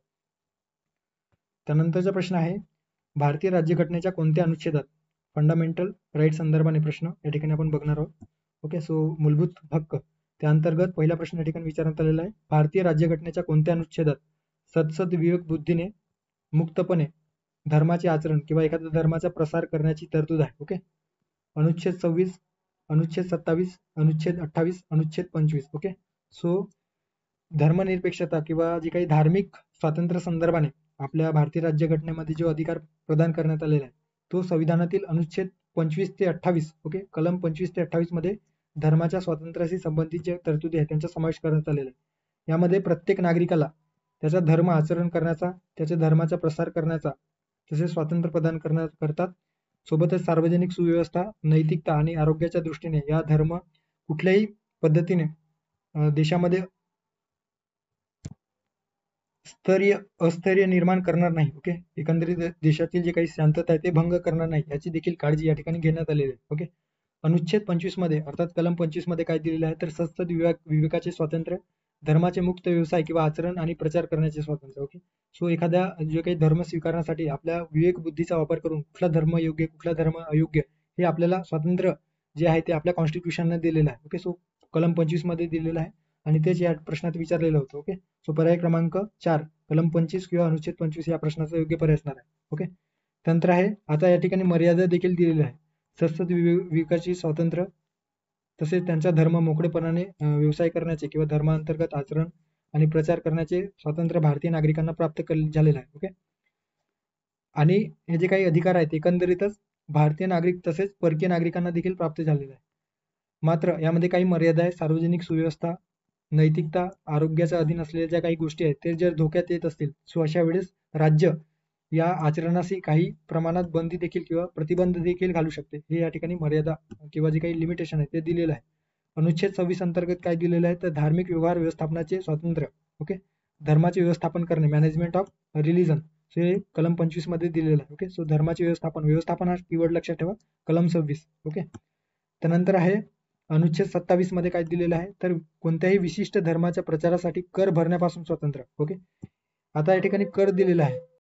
सो एखादा धर्म भारतीय नागरिकांना असं म्हणू शकत नाही की तुम्ही या धर्मासाठी कर भरणार आहात, ओके, किंवा टॅक्सेशन देणार आहात. ओके, गव्हर्नमेंट फक्त चांगल्या गोष्टीसाठी टॅक्स आकारत असते. ओके, मात्र पर्टिक्युलर धर्मासाठी कुठल्या पद्धतीचा टॅक्स भारतीय नागरिकांकडून आकारला जात नाही. ओके, त्यामुळे कोणत्याही विशिष्ट धर्माच्या प्रचारासाठी कर भरण्यापासून स्वातंत्र्य हे जी तरतूद आहे ते कलम 27 मध्ये देण्यात आलेलं आहे. आता या ठिकाणी लक्षात ठेवा, कर भरण्यापासून स्वातंत्र्य दिलेलं आहे, फीस साठी स्वातंत्र्य दिलेलं नाही. ओके, जर तुम्ही एखाद्या धार्मिक ठिकाणी जात असाल आणि त्या ठिकाणी काही फीस ठेवलेली असेल, ते स्थळ बघण्यासाठी म्हणा किंवा त्या ठिकाणी परिसरामध्ये जे काही पर्यटनाचा दृष्टिकोनातून जे फीस आहे ते आकारत असते. ओके, मात्र कर त्या ठिकाणी आकारला जाऊ शकत नाही. ओके, अनुच्छेद 28 मध्ये काय दिलेलं आहे तर विशिष्ट शैक्षणिक संस्थांमध्ये धार्मिक शिक्षण किंवा धार्मिक जे काही उपासना यांच्यापासून स्वातंत्र्य, म्हणजे कुठल्या एखाद्या शैक्षणिक संस्थेमध्ये धार्मिक शिक्षण किंवा धार्मिक जे उपासना आहे ते त्यापासून स्वातंत्र्य. एखादे जे काही एज्युकेशन संस्था भारत सरकारकडून अनुदान प्राप्त करत असेल किंवा भारत सरकारकडून चालवले जात असेल, सो अशा वेळेस त्या ठिकाणी विशिष्ट धर्माचे शिक्षण दिलं जात नाही. ओके, सो हे लक्षात ठेवा. मात्र मदरसा वगैरे जे आहेत शिक्षण, ज्यामध्ये त्या पर्टिक्युलर याच्यासाठी जे शैक्षणिक संस्था स्थापन केले जातात त्या ठिकाणी ते शिक्षण देऊ शकतात. सो यासाठी अनुच्छेद 28 अंतर्गत तरतूद करण्यात आलेली आहे. ओके, सो पर्याय क्रमांक 4 या प्रश्नाचा योग्य पर्याय असणार आहे. त्यानंतरचा प्रश्न आहे, खालील योग्य विधाने ओळखा. राज्यघटनेच्या अनुच्छेद 20 नुसार एखाद्या गुन्ह्यास दोषी ठरवण्यापासून संरक्षणाचा अधिकार आहे. ब आहे, हे अधिकार फक्त फौजदारी कायद्यासंदर्भात लागू तर दिवाणी कायद्यासंदर्भात लागू नाही. ब दिलेला आहे, या अनुच्छेदात 3 तरतुदी तयार करण्यात आलेल्या आहे किंवा त्या अनुच्छेदामध्ये कलम 20 मध्ये 3 तरतुदींचा समावेश होतो आहे. ओके, वरील सर्व बरोबर, फक्त आणि ब बरोबर, फक्त ब आणि क बरोबर, वरील पैकी एकही नाही. ओके, वरील पैकी काही बरोबर नाही, अशा पद्धतीने दिलेलं आहे. सो आपल्याला योग्य जे काही पर्याय आहे ते फाइंड आउट करायचं आहे. ओके, आता राज्यघटनेच्या भाग 3 मध्ये कलम 12 ते 35 या अंतर्गत मूलभूत हक्काचे जे काही प्रोव्हिजन आहे ते आपल्या भारतीय राज्यघटनेमध्ये करण्यात आलेले आहे. ओके, ज्यामध्ये कलम 20 अंतर्गत एखाद्या आरोपी व्यक्तीला, ओके, आरोपी म्हणजे काय तर एखादी व्यक्ती आहे आणि त्याला एखाद्या कारणास्तव आरोप त्याच्यावर सिद्ध झालेला आहे किंवा त्याच्यावर आरोप म्हणून त्याला एक अजूनपर्यंत जे काही न्यायालयाने जे आहे ते तो आरोपीला कायद्याअंतर्गत किंवा विशिष्ट जे काही न्यायसंहिता आहेत तर त्या अंतर्गत त्याच्यावर गुन्हा सिद्ध झालेला नाही, अशा व्यक्तीला मग ते भारताचे नागरिक असो की परदेशी नागरिक किंवा एखादी कंपनी देखील राहू शकतो, कॉर्पोरेशन देखील राहू शकतो. सो कायदेशीर व्यक्तींना या कायद्यामध्ये व्यक्ती या कन्सेप्टमध्ये जे काही ज्या घटकांचा समावेश होतो त्यांना विशिष्ट प्रकारच्या खटल्यांपासून आणि शिक्षणापासून, ओके, सो शिक्षणापासून ओके, जे काही पनिशमेंट आहे आणि विशिष्ट प्रकारच्या खटल्यापासून संरक्षण प्रदान करणे हे कलम 20 मध्ये देण्यात आलेले आहे. ज्याला या ठिकाणी म्हटलं गेलेलं आहे, एखाद्या गुन्ह्यात दोषी ठरवल्यापासून म्हणजे विशिष्ट प्रकारच्या गुन्ह्यात दोषी ठरवल्यापासून व्यक्तीला स्वातंत्र्य. ओके, आता व्यक्तीमध्ये नागरिक, परकीय नागरिक, कंपनी असू शकते, कॉर्पोरेशन असू शकतो. याच्यामध्ये 3 उपकलमांचा समावेश होतो आहे. त्याच्यात मागील कायद्यांच्या विरुद्ध संरक्षण, ओके, ज्याला no ex post facto law अशा पद्धतीने म्हटलं गेलेलं आहे. याचा अर्थ काय तर एखादी व्यक्ती आहे तर त्या व्यक्तीला याआधी जे काही कायदे आहेत तर त्यानुसार त्या एखाद्या व्यक्तीवर जर गुन्हा दाखल झालेला असेल तर ज्या वेळेस तो गुन्हा घडलेला आहे, ओके, ज्या वेळेस तो गुन्हेगार ठरवलेला असेल आणि त्या गुन्ह्यानुसार त्याला शिक्षा केली जाईल, इतर कायद्याचे जे काही गुन्हे आहेत तर त्या व्यक्तीवर लादणार नाही. ओके, अशा पद्धतीची तरतूद आहे, त्याला no ex post facto law म्हटलं गेलेलं आहे. ओके, या ठिकाणी कोणत्याही व्यक्तीस फक्त त्या कायद्याचे उल्लंघन केल्याबद्दल म्हणजे जे काही गुन्हा त्याने केलेला आहे आणि त्या गुन्ह्यासाठी जी काही शिक्षा आहे, त्यासाठी जे काही कायदे तयार केलेले आहेत त्या कायद्याअंतर्गतच त्याला शिक्षा होईल किंवा त्याला पनिशमेंट होईल. ओके, इतर जे काही कायदे आहेत तर त्या अंतर्गत त्याला शिक्षा होणार नाही. फॉर एक्झाम्पल, समजा एखादी व्यक्ती जर चोरी जर त्याने केलेलं असेल, सो अशा वेळेस त्याच्यावर खुनाचा आरोप करून त्यावर चोरीच्या गुन्ह्यावर खुनाचा आरोप त्यावर करता येणार नाही किंवा चुनाचा जे काही चोरीचा गुन्हा आहे त्याच्यावर त्याने जे काही हिनियस क्राईम केलेला आहे किंवा खुनाचा गुन्हा सिद्ध करता येणार नाही. याला no ex post facto law म्हटलं गेलेलं आहे. त्यानंतर डबल जिओपार्डी विरोधात संरक्षण. नो डबल जिओपार्डी म्हणजे काय तर एका व्यक्तीला कोणत्याही व्यक्तीस त्याच गुन्ह्यासाठी एका वेळेस जास्त वेळा खटला चालवून शिक्षा दिली जाणार नाही. ओके, थोडक्यात काय तर एखादी व्यक्ती जर समजा त्याने आता एक्झाम्पल बघितल्याप्रमाणे चोरी जर केलेली असेल तर त्या चोरीसाठी जो काही गुन्हा आहे किंवा चोरीसाठी जो काही लॉ आहे, तर त्यासाठी त्याने त्याला जी काही शिक्षा आहे ती दिली जाईल. तर ते एकदाच दिली जाईल. ओके. सो एखादा गुन्हा त्याने केलेला आहे आणि त्यासाठी म्हणून एकदाच त्यावेळेस त्याला शिक्षा दिली जाईल. मात्र तो परत जर गुन्हा करत असेल तर दुसऱ्या वेळेस त्या दुसऱ्या गुन्ह्यासाठी त्याला शिक्षा दिली जाऊ शकते. ओके. थोडक्यात काय, तर कोणत्याही व्यक्तीस त्या गुन्ह्यासाठी एकापेक्षा जास्त वेळेस खटला देऊन शिक्षा केली जाणार नाही. म्हणजे एखादा कायदा असेल आणि त्या कायद्या अंतर्गत गुन्हा दाखल झाला असेल तर त्याच गुन्हा अंतर्गत एकदाच त्याला शिक्षा दिली जाईल. ओके.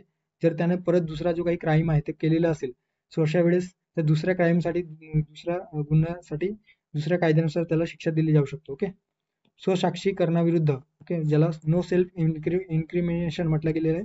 सो साक्ष देणे, सो साक्षापासून स्वतःच्या साक्ष देण्यापासून संरक्षण, अशा पद्धतीने तिसरी जी काही उपकलम आहे ते समावेश करण्यात आलेलं आहे. कोणत्याही गुन्ह्याचा आरोपीस स्वतःविरुद्ध साक्ष देण्यास भाग पाडले जाणार नाही. ओके. जबरदस्ती त्याच्यावर करता येणार नाही. ओके. एखादा पोलीस अधिकारी असेल तर एखाद्या गुन्हेगाराला म्हणत असेल की एखाद्या त्या व्यक्तीने गुन्हा केलेला नाही, मात्र त्याला जबरदस्ती किंवा जाणून त्याला स्वीकारण्यासाठी जर फोर्स करत असेल, सो अशा पद्धतीचा फोर्स त्याला करता येणार नाही किंवा त्यापासून त्याला संरक्षण प्रदान करण्यात आलेलं आहे. ओके. सो यामध्ये शारीरिक पुरावे जसे बोटांचे ठसे, रक्ताचे नमुने जे असतात, ओके, सो रक्तांचे नमुने किंवा बोटांचे ठसे या स्वसाक्षीकरणाच्या कन्सेप्टमध्ये समावेश होत नाही. ओके. सो यामध्ये बोटांचे ठसे घेतले जाऊ शकतो, रक्ताचे नमुने तपासले जाऊ शकतो, मात्र एखाद्या व्यक्तीला ओरली तू हा जो काही गुन्हा आहे तो कबूल कर अशा पद्धतीने म्हटला जाऊ शकत नाही. ओके. आणि हे जे काही संरक्षण आहे या 20 अंतर्गत प्राप्त झालेले, हे फक्त फौजदारी कायद्यांना लागू होतो, दिवाणी किंवा नागरी कायद्यांना लागू होत नाही. ओके. जे काही हिनियस क्राईम आहे, फौजदारी कायदे क्रिमिनल केसेसला लागू होतो, तर नागरी किंवा सिव्हिल केसेसला लागू होत नाही. ओके, हे लक्षात ठेवा. आता या ठिकाणी प्रश्नात येऊया. दिलेला आहे, राज्यघटनेच्या अनुच्छेद 20 अनुसार एखाद्या गुन्ह्यात दोषी ठरवल्यापासून संरक्षणाचा अधिकार आहे. बरोबर आहे. दिलेला आहे, हे अधिकार फक्त फौजदारी कायद्यासंदर्भात लागू, तर दिवाणी कायद्यासंदर्भात लागू नाही. सो देखील आपण आताच बघितलं, सो देखील योग्य असणार आहे. त्यानंतर दिलेला आहे, या अनुच्छेदात 3 तरतुदी करण्यात आलेल्या आहे. सो आपण बघितलेलं आहे. ओके. सो वरील सर्व, ओके, पर्याय क्रमांक आहेत, या प्रश्नाचा योग्य पर्याय असणार आहे. ओके. सो 3 जे काही तरतुदी आहेत किंवा उपकलम आहेत ते आपण बघितलेले आहे. नो एक्स पोस्ट फॅक्टोला, नो डबल जिओपार्डीला, त्यानंतर नो सेल्फ इन्क्रिमिनेशन. ओके. त्यानंतरचा प्रश्न, या ठिकाणी मूलभूत हक्कांचा संदर्भाने जे काही घटनात्मक उपाययोजना करण्याचा हक्क भारतीय राज्यघटनेच्या कलम 32 मध्ये प्रदान करण्यात आलेला आहे, त्या संदर्भाने प्रश्न विचारण्यात आलेला आहे, ज्याला आपण रिट्स म्हणत असतो. ओके. मूलभूत हक्कांचा उल्लंघन झाल्यास नागरिक जे असतात, भारतीय नागरिक, ते कलम 32 अनुसार उच्च न्यायालयात जाऊ शकतो. स्टेटमेंट दिलेलं आहे. स्टेटमेंट काय म्हटलेलं आहे, तर मूलभूत हक्कांचं उल्लंघन झाल्यास नागरिक जे असतात ते कलम 226 चा वापर करून सर्वोच्च न्यायालयात जाऊ शकतात का. आणि दिलेलं आहे, उच्च न्यायालयाचे अधिकार क्षेत्र या बाबतीत विस्तृत आहे. सो कुठलं स्टेटमेंट या ठिकाणी अचूक म्हणजेच काय, तर योग्य, करेक्ट. आणि फक्त फक्त आणि फक्त ओके. आता भारतीय राज्यघटनेच्या कलम 32 अंतर्गत भारताच्या सर्वोच्च न्यायालयाला मूलभूत हक्कांच्या संरक्षणासाठी किंवा मूलभूत हक्कांच्या संरक्षणासाठी म्हणून एकंदरीतच भारतीय नागरिकांचे जे मूलभूत हक्क आहे ते हक्क संरक्षण करण्यासाठी त्यांना विशेष अधिकार प्रदान करण्यात आलेले. ओके. कलम 32 अंतर्गत व्यक्तींना त्यांच्या मूलभूत अधिकारांच्या अंमलबजावणीसाठी थेट न्यायालयात जाता येतो. कोणत्या न्यायालयात, तर सर्वोच्च न्यायालयात.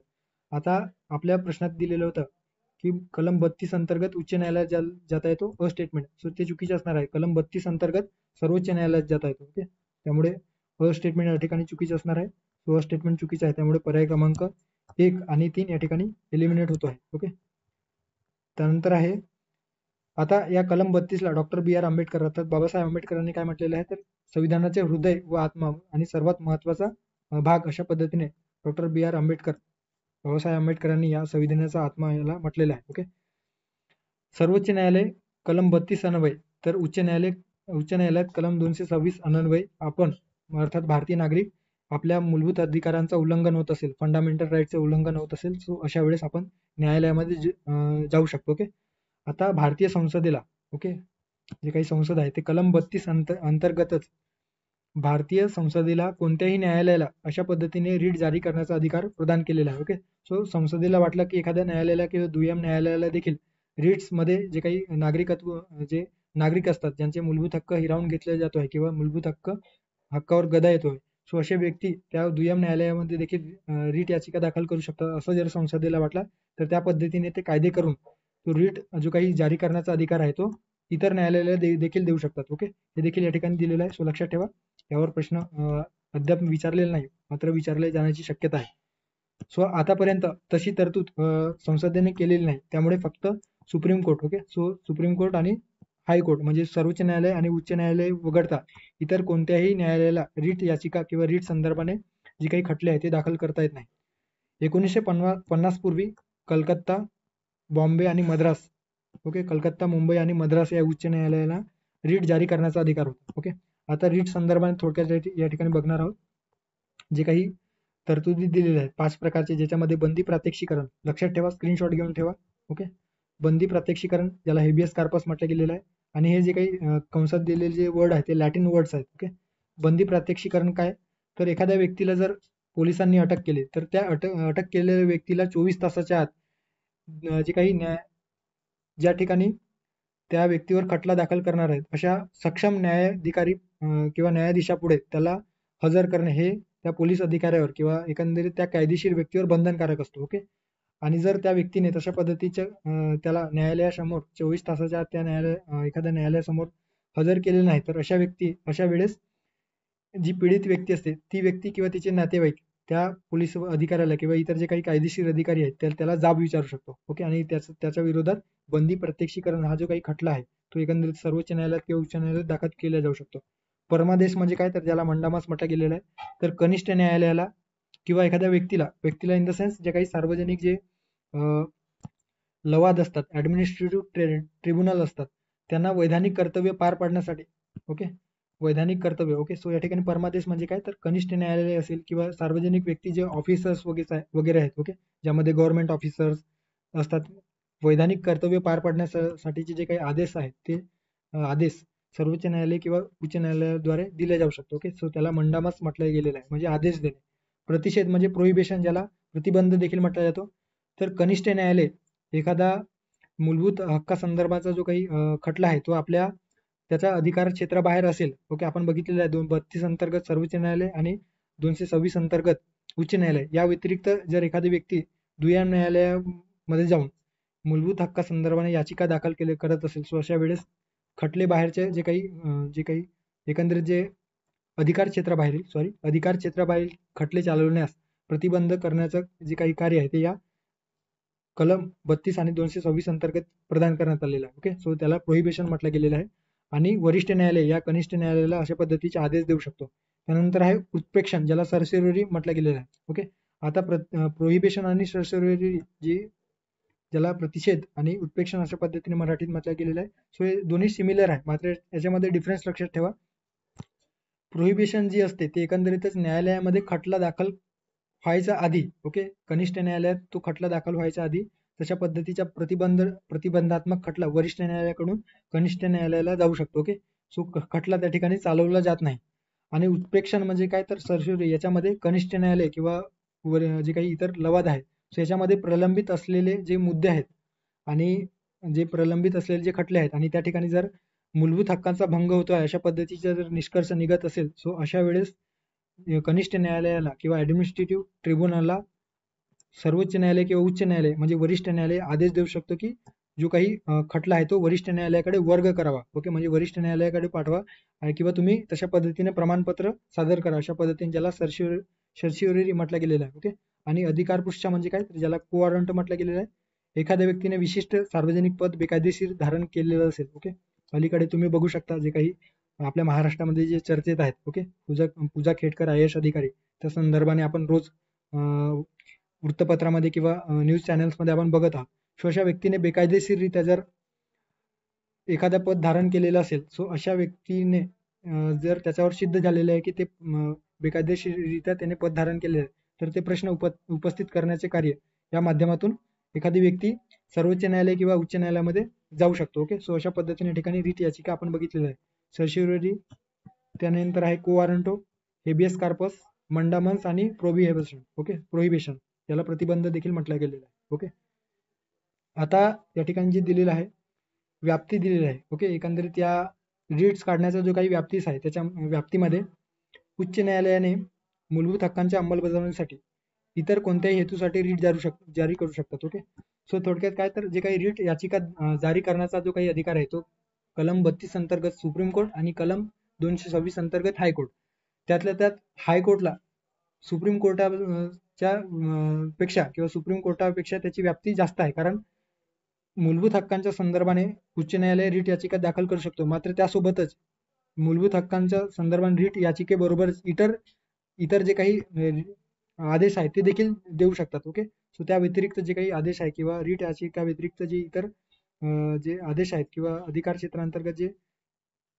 तरतूद आहे ते देखील अंमलबजावणी सांगू शकतात. ओके, मात्र जर सर्वोच्च न्यायालयामध्ये आपण गेलेले असेल तर त्या कलम 32 अंतर्गत जे काही प्रोव्हिजन आहेत त्याचाच विचार केला जाईल. इतर घटकांचा किंवा इतर कायद्यांचा विचार करून तशा पद्धतीने निर्णय देऊ शकत नाही. ओके, त्या ठिकाणी व्याप्ती रीट याचिकेच्या संदर्भाने उच्च न्यायालयाची व्याप्ती आपल्याला जास्त दिसून येतो. ओके, आता आपल्या प्रश्नाकडे येऊयात.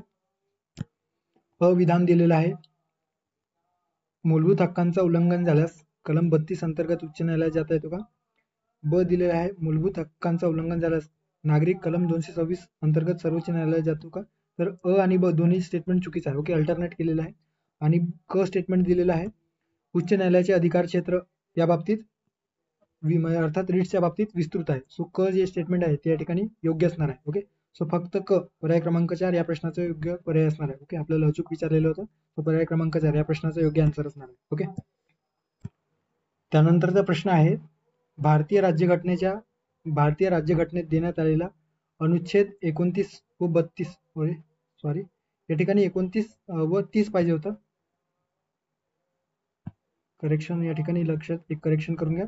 कलम 29 व 30 संदर्भाने योग्य विधान ओळखा. ओके, सो या ठिकाणी दिलेला आहे अनुच्छेद 29 व 30. ओके, अनुच्छेद 29 अंतर्गत फक्त धार्मिक अल्पसंख्याकांना संरक्षण प्राप्त होतं. त्यानंतर आहे कलम 30 अंतर्गत भाषिक तसेच धार्मिक अल्पसंख्याकांना संरक्षण प्राप्त होतं. आता कशासाठी संरक्षण प्राप्त होतो हे आपल्याला आधी अनुच्छेद 29 व 30 काय आहे ते आपल्याला माहिती असणे अपेक्षित आहे. ओके, सो कलम 29 व 30 मध्ये कल्चरल आणि जे काही एज्युकेशनल राईट्स आहेत कोणाच्या, तर मायनॉरिटीज जे काही अल्पसंख्याक आहेत त्यांच्या संस्कृती व शैक्षणिक जे काही अधिकार आहेत ते संरक्षण करण्याच्या दृष्टिकोनातून या ठिकाणी अनुच्छेद 29 व 30 मध्ये प्रोव्हिजन आपल्या भारतीय राज्यघटनेत देण्यात आलेलं आहे. ओके, आता अल्पसंख्याकांच्या हिताचे रक्षण करणे. ओके, कलम 29 मध्ये दिलेलं आहे. कोणते हित, तर कलम 29 मध्ये अशी तरतूद करण्यात आली आहे की काय तरतूद आहे, तर भारताच्या कोणत्याही भागात राहणाऱ्या नागरिकांच्या कोणत्याही घटकाची स्वतःची वेगळी भाषा असेल. आता त्या घटकामध्ये कोणती तरतूद आहे, तर स्वतःची वेगळी भाषा, लिपी, संस्कृती असेल तिचे जतन करण्याचा अधिकार या ठिकाणी प्रदान करण्यात आलेला आहे. सो या ठिकाणी कलम 29 अंतर्गत स्वतःची वेगळी भाषा अर्थात जे काही अल्पसंख्याक आहे त्या अल्पसंख्याकांचा जे काही भाषा आहे त्या संदर्भाने लिपी किंवा संस्कृती असेल तर त्याचे जतन करण्याचा अधिकार या कलम 29 अंतर्गत देण्यात आलेला आहे. तसेच कोणत्याही नागरिकाला, ओके, हे जे काही प्रोव्हिजन आहे ते भारतातील सर्व नागरिकांसाठी आहे. ओके, सो हे लक्षात ठेवा या ठिकाणी कोणत्याही नागरिकाला केवळ धर्म, वंश, जात किंवा भाषेच्या आधारावर राज्याद्वारे चालविल्या जाणाऱ्या कोणत्याही शैक्षणिक संस्थेत प्रवेश नाकारला जाणार नाही किंवा राज्य निधीतून मदत घेतली जाणार नाही अशा पद्धतीने दिलेलं आहे. ओके, सो या ठिकाणी लक्षात ठेवा जे काही केवळ धर्म, वंश, जात, भाषेच्या आधारावर आणि विशेषतः जे काही राज्याद्वारे जे शैक्षणिक संस्था चालवला जातोय तर त्या ठिकाणी एखाद्या नागरिकाला भारतातील कुठल्याही क्षेत्रामध्ये जे भारतीय नागरिक आहेत तर त्यांना प्रवेश नाकारला जाणार नाही. ओके, किंवा त्यासाठी विशिष्टपणे त्याला त्याच्याकडून जे काही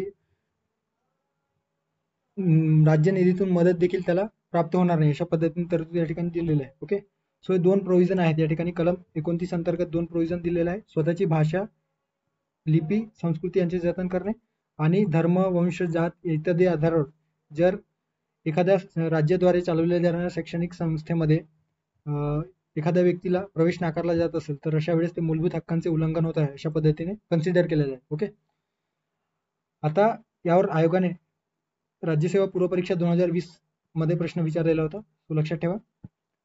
पहिली तरतूद जी आहे त्याच्यामध्ये समूहाच्या हक्काचे संरक्षण केलेलं आहे. ओके, पहिलं जे आहे त्याच्यामध्ये भाषा असेल, लिपी असेल, संस्कृती असेल, त्याच्यामध्ये कलम 29 या उपकलमात समूहाच्या अल्पसंख्याकांचा जे काही भाषा लिपी व जे संस्कृती आहे तर त्याच्या जतना संदर्भाने आहे. तर दुसरी तरतूद जी आहे त्याच्यामध्ये नागरिक समुदायाचा ओके ज्यामध्ये व्यक्ती म्हणून अधिकाराची ही जी हमी ती नागरिकाला प्राप्त झालेली आहे, ज्यामध्ये शैक्षणिक संस्थेत जर राज्याद्वारे मदत चाललेली जात असेल तर कुठल्याही व्यक्तींना नाकारला जाणार नाही त्या शैक्षणिक संस्थेत प्रवेश करण्यासाठी. सो हे देखील लक्षात ठेवा. असे 2 प्रोव्हिजन आहे. सो या ठिकाणी कलम 29 मध्ये धार्मिक अल्पसंख्याक तसेच भाषिक अल्पसंख्याक या दोघांचाही समावेश होतो. ओके, धार्मिक अल्पसंख्याक भाषिक अल्पसंख्याक या दोघांचा समावेश या ठिकाणी करण्यात आलेला आहे. ओके, आणि सोबतच एक लक्षात ठेवा या ठिकाणी जे काही नागरिक आहेत त्या नागरिकांचा देखील समावेश होतो आहे. ओके, जे इतर नागरिक आहेत त्या इतर नागरिकांचा देखील समावेश होतो आहे. सो 30 मध्ये जे इतर नागरिक आहेत त्यांचा समावेश होत नाही, फक्त धार्मिक किंवा भाषिक आधारावर जे अल्पसंख्याक आहे ते अल्पसंख्याक या कलम 30 अंतर्गत त्यांच्यासाठीच मर्यादा आहे. ओके, आता आपल्या टेलिग्राम क्विज बॅचच्या जे एका विद्यार्थ्यांनी यावर प्रश्न उपस्थित केलेला होता की हा प्रश्न चुकीचा आहे. ओके, किंवा या प्रश्नाचा आन्सर चुकीचा दिलेला आहे. सो ऑफकोर्स या ठिकाणी हे जे काही पर्याय आहे ते चुकीचं दिलेलं आहे. सो त्यासाठी सॉरी. आता या ठिकाणी या प्रश्नाचं जे आपण तत्पूर्वी हे बघूयात. सो कलम 30 अंतर्गत जे काही प्रोव्हिजन आहे त्याच्यामध्ये काय दिलेलं आहे, अल्पसंख्याकांना शैक्षणिक संस्था स्थापन करण्याचा ओके अल्पसंख्याकांना शैक्षणिक संस्था स्थापन करण्याचा त्याचे प्रशासन करण्याचा अधिकार या कलम 30 मध्ये दिलेला आहे. ओके, याच्यामध्ये सर्व अल्पसंख्याक धर्म किंवा भाषेच्या आधारावर ओके सो धर्म आणि भाषेच्या ज्याला भाषिक व धार्मिक अल्पसंख्याक म्हटलं गेलेलं आहे. सो त्यांनी आपल्या पसंतीच्या शैक्षणिक संस्थांची स्थापना करू शकतात किंवा त्याचे प्रशासन देखील करू शकतात. ओके, ऍडमिनिस्ट्रेशन चालू शकतात.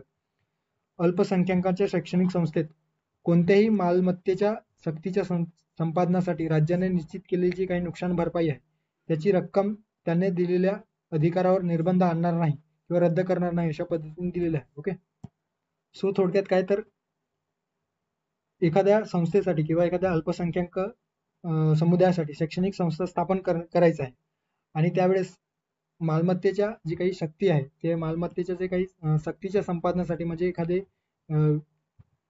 जागा गव्हर्नमेंटने अक्वायर केलेली आहे. ओके, सो आणि ते जर एखाद्या मायनॉरिटी कम्युनिटीसाठी की त्याच्या शैक्षणिक संस्था स्थापन करण्यासाठी असेल सो अशा वेळेस त्या शैक्षणिक संस्थांना नुकसान भरपाई देणे, वाजवी नुकसान भरपाई देणे आणि ते नुकसान भरपाईच्या संदर्भाने जे काही निर्बंध आहे ते अशा पद्धतीने कुठलीही नुकसान भरपाईची जी तरतूद आहे ती रद्द होणार नाही अशा पद्धतीने दिलेली आहे. ओके, सो सरकारला त्यांना त्यासाठी भूमी अधिग्रहणासाठी जी काही नुकसान भरपाई आहे ते त्यांना प्रोव्हाइड करावं लागेल. ओके, शैक्षणिक संस्थांना मदत देताना कोणत्याही शैक्षणिक संस्थेचे व्यवस्थापन अल्पसंख्याकांच्या धर्माच्या किंवा भाषेच्या आधारावर आहे म्हणून राज्य भेदभाव करणार नाही. ओके, सो अल्पसंख्याक गटांना जे काही शैक्षणिक संस्था स्थापन करण्यासाठी ते पर्टिक्युलर अल्पसंख्याकांचे गट आहेत किंवा धर्माच्या आधारे ते स्थापन झालेले आहे किंवा भाषेच्या आधारे ते अल्पसंख्याक आधारावर आहेत अशा पद्धतीने राज्य अर्थात सरकार किंवा राज्य अंतर्गत जे काही कन्सेप्ट आहे त्यामध्ये येणारे जे काही घटक आहेत ते त्यांना भेदभाव करू शकत नाही अशी तरतूद देखील या ठिकाणी दिलेली आहे. अशा प्रकारे कलम 30 अंतर्गत संरक्षण केवळ अल्पसंख्याकांपुरतेच मर्यादित आहे. आपण याआधी बघितलं की या ठिकाणी जी काही दुसरी प्रोव्हिजन होती कलम 29 अंतर्गत त्यामध्ये केवळ धर्म वंश जात हे भारतीय नागरिकांना देखील प्राप्त होते, ज्याद्वारे ज्या एखाद्या संस्थेमध्ये जर भारतीय नागरिक प्रवेश करू इच्छितो आहे आणि ती संस्था जी असेल आयदर ती अल्पसंख्याकांद्वारे चालवली जात असेल मात्र राज्याद्वारे त्यांना मदत मिळत असेल सो अशा वेळेस त्या ठिकाणी आपल्याला काढू शकत नाही किंवा आपला प्रवेश नाकारू शकत नाही. मात्र या कलम 30 मध्ये अशा पद्धतीने कलम 30 अंतर्गत जे काही संरक्षण हे फक्त अल्पसंख्याकांपुरते ज्यामध्ये धार्मिक किंवा भाषिक हे त्यांना मर्यादित आहे. तर नागरिकांच्या कोणत्याही वर्गाला जे 29 मध्ये होते तर त्यांना ही जी काही तरतूद आहे किंवा हे जे प्रोव्हिजन आहे ते लागू होत नाही. ओके, हे लक्षात ठेवा. आता प्रश्नाकडे येऊयात. जे दिलेलं आहे त्याच्यामध्ये स्टेटमेंट दिलेलं आहे कलम 29 अंतर्गत फक्त भाषिक अल्पसंख्याकांना हे संरक्षण प्राप्त होतो का, तर नाही. धार्मिक अल्पसंख्याक सोबत भाषिक अल्पसंख्याक सोबतच जे काही नागरिक आहेत त्यांना शैक्षणिक संस्थांच्या बाबतीत शैक्षणिक संस्था प्रवेशाच्या बाबतीत त्यांना देखील लागू होतो. त्यामुळे जे स्टेटमेंट आहे ते फक्त दिलेलं आहे त्यामुळे स्टेटमेंट चुकीचं आहे. ओके, आणि दिलेलं आहे कलम 30 अंतर्गत किंवा अनुच्छेद 30 अंतर्गत भाषिक तसेच धार्मिक अल्पसंख्याकांना संरक्षण प्राप्त होतं का, हो. या ठिकाणी भाषिक तसेच धार्मिक फक्त भाषिक व किंवा धार्मिक या अल्पसंख्याक गटांना प्राप्त होतं, तर इतर नागरिकांना या कलम 30 अंतर्गत जी काही तरतुदी आहे त्यांच्या बाबतीत त्यांना संरक्षण प्राप्त होत नाही. ओके, सो हे लक्षात ठेवा. त्यामुळे या ठिकाणी योग्य असणार आहे. ओके, आता एका विद्यार्थ्यांनी हे चूक आहे जी आहे ती लक्षात आणून दिली. Thanks to those candidates. Okay, so फक्त सो या प्रश्नाचा योग्य पर्याय असणार आहे पर्याय क्रमांक 2. ओके, फक्त ब या प्रश्नाचा योग्य पर्याय असणार आहे. ओके, सो करेक्शन करून टाका. त्यानंतर 2 चालू घडामोडी संदर्भाने या ठिकाणी प्रश्न टाकलेला आहे आणि विशेषतः राज्य घटने किंवा राज्यशास्त्र संदर्भाने हे चालू घडामोडी आहे. ओके, नारी शक्ती वंदन अधिनियम 2023च्या संदर्भाने अयोग्य, ओके, चुकीचं फाइंड आउट करायचं आहे. अयोग्य विधान ओळखा. अ दिलेलं आहे लोकसभा व विधानसभेत महिलांसाठी 33% जागा आरक्षित करणे. ब दिलेलं आहे हे आरक्षण राष्ट्रीय राजधानी प्रदेश दिल्लीच्या विधानसभेला लागू नसेल. ओके, आणि क दिलेला आहे हा आरक्षणाचा कायदा लागू झाल्यापासून 15 वर्षाचा असेल. ओके, सो कुठलं स्टेटमेंट या ठिकाणी चुकीचं आहे किंवा अयोग्य आहे. आता नारी शक्ती वंदन विधेयक 2023च्या संदर्भाने या ठिकाणी इन्फॉर्मेशन दिलेलं आहे. ओके, ज्यामध्ये महिलांना लोकसभा किंवा राज्यांच्या विधानसभेमध्ये 33% आरक्षण देण्याची तरतूद आहे आणि यासाठी संविधानात 128वी घटना दुरुस्ती विधेयक, ओके, लक्षात ठेवा, विधेयक 128वी घटना दुरुस्ती विधेयक होती, ते संमत करण्यात आली आणि ते त्या विधेयकाचे मग रूपांतर कशात झाले तर नारी शक्ती वंदन अधिनियम किंवा नारी शक्ती वंदन ऍक्ट 2023 मध्ये रूपांतर झालेलं आहे, जे की 106वे ऍक्ट बनलेला आहे. ओके, सो 106वे 106 ऍक्ट ते बनलेलं आहे. लोकसभेमध्ये मंजूर कधी झालेलं आहे तर 20 सप्टेंबर 2023 मध्ये. राज्यसभेमध्ये मंजूर कधी झालेलं आहे तर 21 सप्टेंबर 2021 मध्ये, म्हणजे दुसऱ्याच दिवशीच लोकसभेमध्ये राज्यसभेमध्ये ते नारी शक्ती वंदन विधेयक मंजूर झालेलं आहे. आणि राष्ट्रपतींची मंजुरी कधी मिळालेली आहे तर 28 सप्टेंबर 2023 ला ही मंजुरी मिळालेली आहे. ओके, आता या ठिकाणी दिलेलं आहे यात लोकसभा तसेच राज्यांच्या विधानसभा व विधानसभा असलेले जे काही केंद्रशासित प्रदेश आहेत त्याला लागू असणार आहे. राष्ट्रीय राजधानी प्रदेश दिल्लीला देखील लागू असणार आहे. ओके, आणि हे जे काही आरक्षणाचा जो काही कालावधी आहे तो आरक्षण लागू झाल्यापासून साधारणतः 15 वर्षाचा कार्यकाळापर्यंत हे आरक्षण लोकसभेमध्ये आणि राज्यसभेमध्ये लोकसभा आणि विधानसभेमध्ये महिलांसाठी 33% जे काही सीट्स आहेत, जागा आहे, ते आरक्षित असणार आहे. ओके, आणि एकंदरीतच या कायद्याची अंमलबजावणी 2026 नंतर नवीन जे काही फेरमूल्यांकन होणार आहे डिलिमिटेशन द्वारे, ओके, फेर सीमाकरण मूल्यांकन आयोगाद्वारे ते सीमांकन झाल्याच्या नंतर लोकसभा व विधानसभेसाठी हे आरक्षण लागू होईल. ओके, अशा पद्धतीने दिलेलं आहे. आता प्रश्नात काय दिलेलं आहे तर अ स्टेटमेंट लोकसभा व विधानसभेसाठी 33% जागा आरक्षित करणे बरोबर आहे. ब दिलेलं आहे हे आरक्षण राष्ट्रीय राजधानी प्रदेश दिल्लीच्या विधानसभेला लागू नसेल. ओके, नसेल दिलेलं आहे या ठिकाणी, सो चुकीचे स्टेटमेंट आहे ते. राष्ट्रीय राजधानी प्रदेश दिल्लीला देखील लागू असेल आणि ज्या केंद्रशासित प्रदेशांमध्ये विधानसभा आहे त्या ठिकाणी लागू असेल. हा आरक्षणाचा कायदा लागू झाल्यापासून 15 वर्षाचा असेल. ओके, युपीएससी पूर्व परीक्षेत यंदा यावर प्रश्न विचारलेला होता, त्यामुळे लक्षात ठेवा 15 वर्षाचा असेल का. सो हे बरोबर आहे. सो अ आणि क बरोबर, मात्र आपल्याला अयोग्य विचारलेला होता. सो अयोग्य या ठिकाणी फक्त ब विधान आहे, त्यामुळे पर्याय क्रमांक 2 फक्त ब या ठिकाणी चुकीचा असणार आहे. ओके, त्यानंतर या लेक्चर मधील शेवटचा प्रश्न आहे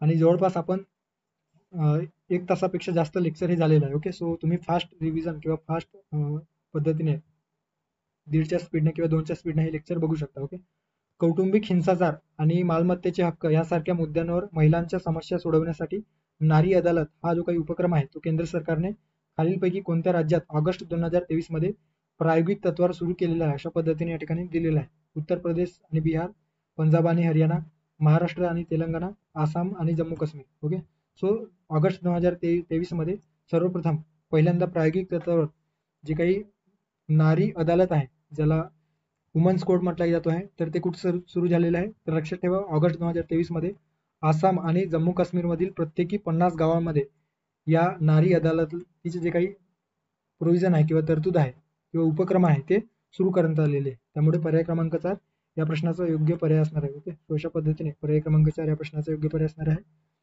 आता इतर वैशिष्ट्य दिलेले आहे, यामध्ये 7 ते 9 सदस्य असतील, ज्यामध्ये अर्धे सदस्य ग्रामपंचायतीमधून निवडले जातील, ग्रामपंचायत मधून निवडून आलेले असतील, आणि इतर जे सदस्य आहेत त्यामध्ये त्या भागात असणारे शिक्षक असतील, ग्रामीण भागामध्ये डॉक्टर असतील किंवा इतर सामाजिक कार्यकर्ते त्यामध्ये असतील. ओके, त्यांना न्यायसखी म्हणून संबोधले जाईल आणि प्रत्येक न्यायसखीचा जो काही कार्यकाळ असेल तो 6 महिन्याचा असेल. ओके, तर अशा पद्धतीने आपण 15 प्रश्न एकंदरीतच जे काही घटना निर्मिती संदर्भाने रिव्हिजनच्या स्वरूपात आपण बघितलेले. त्यानंतर फंडामेंटल ड्युटीज, नागरिकत्व, ओके, त्यानंतर जे काही सोर्सेस जे आहे संविधान संदर्भाने वेगवेगळ्या देशातून ते देखील बघितलेलं आहे.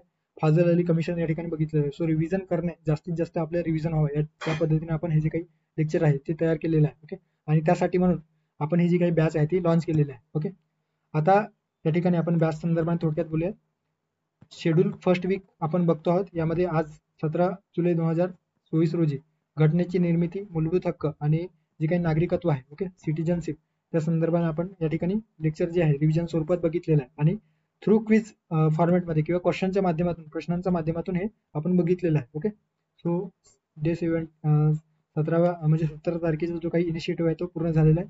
उद्या आपण बघणार आहोत DPSP आणि मूलभूत कर्तव्य संदर्भाने आणि एखादा जो काही टॉपिक आहे तो आपण या ठिकाणी घेणार आहोत. ओके, आणि त्यावरील प्रश्न आपण टेलिग्राम चॅनलवर क्विज बॅचच्या टेलिग्राम चॅनलवर पोस्ट करणार आहोत, जेणेकरून तुम्ही हे जे काही टॉपिक आहे ते रीड करून ते प्रश्न अटेम्प्ट करा आणि त्यानंतर तुम्ही हे लेक्चर बघा, त्याची विश्लेषण PDF तुम्हाला उपलब्ध असेल. ओके, आता या ठिकाणी बॅच संदर्भात दिले आहे ते बॅच संदर्भात बघू शकता. 5 आठवड्याची बॅच आहे सुरुवातीला सांगितल्याप्रमाणे. ओके, सो 5 विषय आपण कव्हर करणार आहोत, राज्यशास्त्र, अर्थशास्त्र, भूगोल, इतिहास, विज्ञान. ओके, प्रत्येक विषयाचे 2 टॉपिक या ठिकाणी घेणार आहोत, काही ठिकाणी 3 टॉपिक, जसं या ठिकाणी आपण 3 टॉपिक घेतलेला आहे. सो अशा पद्धतीने 12 प्रश्न साधारणतः ते टॉपिक वाईज कोर टॉपिकवर असेल आणि 3 चालू घडामोडीचे प्रश्न असेल. ओके, विषयाच्या निगडीत किंवा विषयाच्या अनुषंगाने 6 दिवसात जवळपास 12 टॉपिक कव्हर होतील आणि असे रोजचे आपण 15 प्रश्न जे आहेत त्या ठिकाणी डिस्कस केले तर 6 दिवसामध्ये 90 प्रश्न. ओके, आणि 5 आठवड्यामध्ये जवळपास 450 प्रश्न पूर्ण करण्याचा आपला मानस आहे. ओके, सो या ठिकाणी आपण जे आणि यासोबतच जे काही मागील आपण जे काही PYQ daily batch, PYQ batch जे सुरू केलेली होती त्याचा ऍक्सेस देखील तुम्हाला मिळणार आहे. ओके, सो ते प्रश्न देखील तुम्ही ऍज अ PYQ कशा पद्धतीने विचारले गेलेले होते ते क्विज फॉर्म मध्ये आपण टेलिग्रामवर पोस्ट केलेले होते, त्याचे विश्लेषण देखील आपण दिलेलं आहे. ओके, 90 दिवसाची जी काही बॅच आहे किंवा क्विज फॉर्मॅटमध्ये जी इनिशिएटिव्ह आहे ते देखील तुम्हाला उपलब्ध होणार आहे. ओके, याची फीस असेल या ठिकाणी दिलेली आहे 300 रुपीज ओनली. ओके, आणि ऍडमिशन जर किंवा यामध्ये एनरोल करायचं असेल तर या ठिकाणी जी टेलिग्राम चॅनल आहे डिस्क्रिप्शन बॉक्समध्ये किंवा @MPSC क्लासमेट सर्च करा टेलिग्राम चॅनलवर, त्या ठिकाणी तुम्हाला अवेलेबल करून दिले जाईल. ओके, सो त्या ठिकाणी बॅच संदर्भाने इन्फॉर्मेशन आहे, तुम्ही ऍडमिनला मेसेज करा, ते तुम्हाला सविस्तर सांगतील. सो थांबू या ठिकाणी, भेटूया पुढच्या व्हिडिओमध्ये. थँक्यू, धन्यवाद. रामकृष्ण हरी.